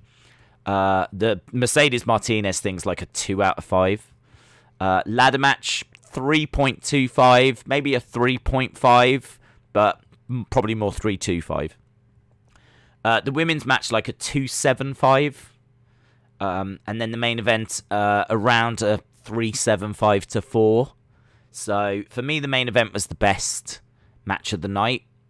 But the other matches, I think a couple of them, the women's ones in particular, and certainly not because they were women's matches. I really like women's wrestling, so it's not a shade or not a knock on women's wrestling at all. But just tonight, the women's matches seemed to really underwhelm. And I thought the ladder match had some really good moments. I thought there's some nice stuff in the ladder match, but just seen it so many times. There was nothing there. So yeah, I as I said, I was kind of sitting here. I was like, am I being like overly harsh or something here? I don't know. Like, is it because I'm a bit tired and I'm just not getting into it? Is it because the crowd aren't really into it and that's not bringing me into it, or something seemed off? I kind of feel like the night was summed up when that woman was trying to sing and her microphone didn't seem to be turned on. And straight from the get-go, you're like, So, yeah, I think by NXT TakeOver standards, this is, I've got to say, one of the worst that I've seen. But, Going Ghost says, this pay-per-view felt like a Tuesday night show. So 2.75. I think that's what it comes down to, you know. I think that's what it comes down to. This feels like one of those special episodes of NXT. So, you know, when they do like a Great American Bash, or they do, you know, a themed Tuesday night NXT, and they'll have a few title matches and whatever, and they build it up, and you know, when they were going head to head with AEW. This kind of feels like one of those shows. This doesn't really feel like TakeOver. Like the big take, you know, the takeovers that you tend to get in like the arenas, and that, you know, we all share our favourite matches and reminisce about great takeover moments. This doesn't feel anywhere near that level. Absolutely anywhere near. The fact that we had a crowd back and they, you know, provided as much atmosphere as the Thunderdome screens, I think also was an indicator that things aren't quite right here. Things aren't quite right, because normally the NXT crowd is quite a raucous crowd, but a lot of this seemed to just kind of fall short, and they just weren't really into it. So I said earlier, I think that's a really positive thing, though. I think that's actually something that NXT needs. I think NXT has actually kind of drifted a little from its audience. I think they've tried a few things during the pandemic. And I think that they've, you know, there's some new stars that have come along. There's a few things that they're doing that are great. And there's a few things that they're doing that aren't so great, to be expected. And with the crowd's feedback, they can tweak all that. So crowds being back and getting that kind of live reaction is going to be really important for NXT. And I think they can definitely take the information they get tonight and continue to, you know, move forward and improve the show. So I think that like some of the positives would be Karrion. I think feels huge. Karrion on this show in particular stood out like just an absolute. It would be like your school friends. If you was at school, your schoolmates are putting a little wrestling show on in their back garden. They do 4 matches, just using like themselves and their mates and whatever. And then Roman Reigns appears in the main event. Like, in my eyes, Karrion feels that big of a star compared to everyone else. It's all about him. He has just dominated this show. So, yeah, I kind of feel that Karrion looks like $1 million. MSK, I think, are such a great team. I think tag team-wise, they're great. I'm not sure about the tag division in NXT. You know, it's not as if we've got like a great rival for them. I suppose it's Legado del Fantasma, but I don't know. Gone are the days of the Ascension, the Revival, DIY, all these kind of like really great established teams.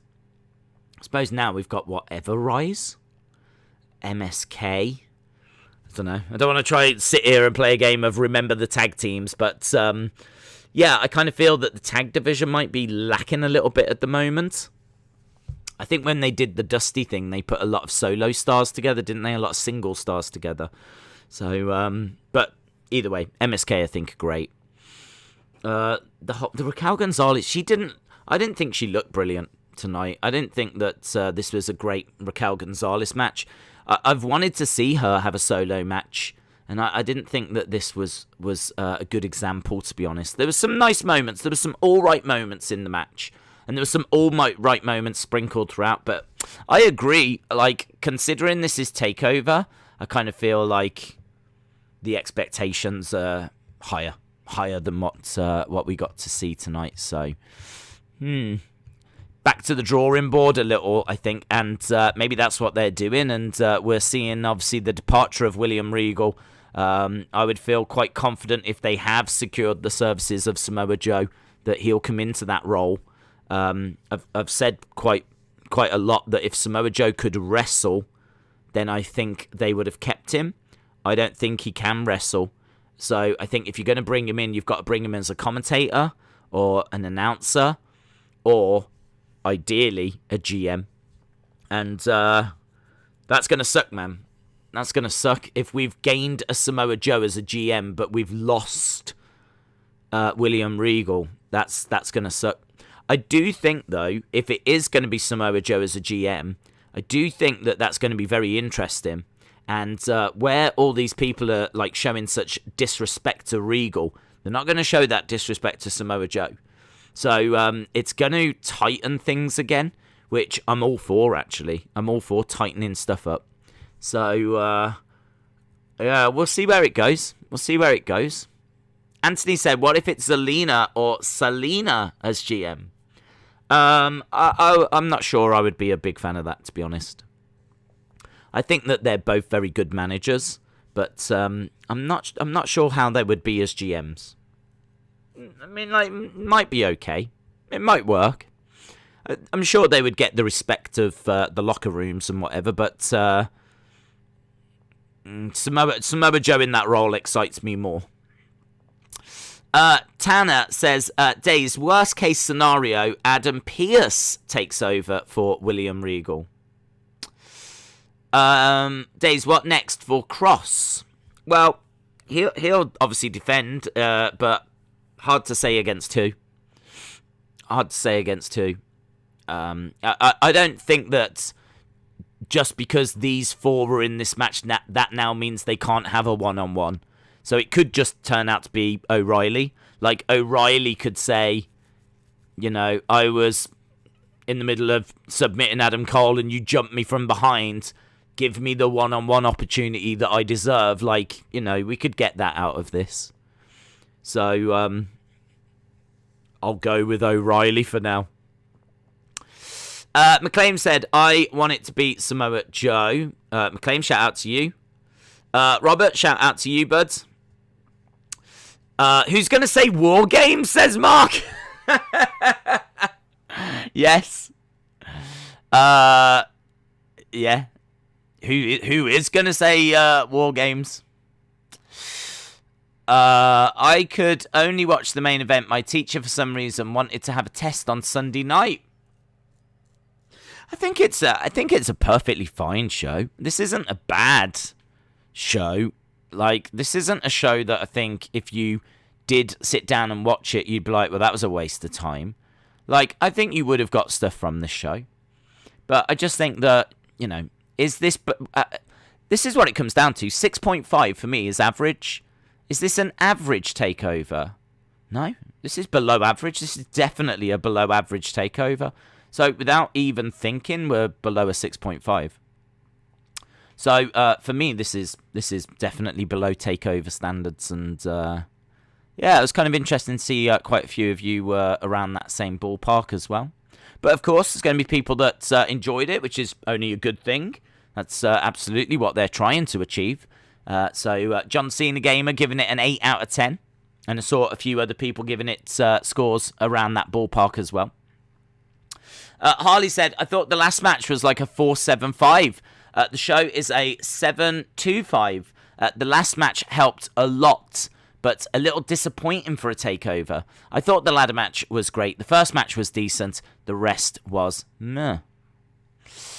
Days, hold your breath because tomorrow, not only does Eva Marie return, but you'll get to know what your favourite Lily did to Shayna. Whew. Crazy Ginger State Harden said it might be a 5.75 for Takeover standards, but this would be a 9 for a Raw. Hey, listen, I would love this as a Raw. If the 2.5 hours that we just spent watching that was what we got for Raw, I'd be a very happy boy, let me tell you. What about Daniel Bryan for GM, says McLean. That's interesting. Brian said, could this be Cole's way to get to the main roster now?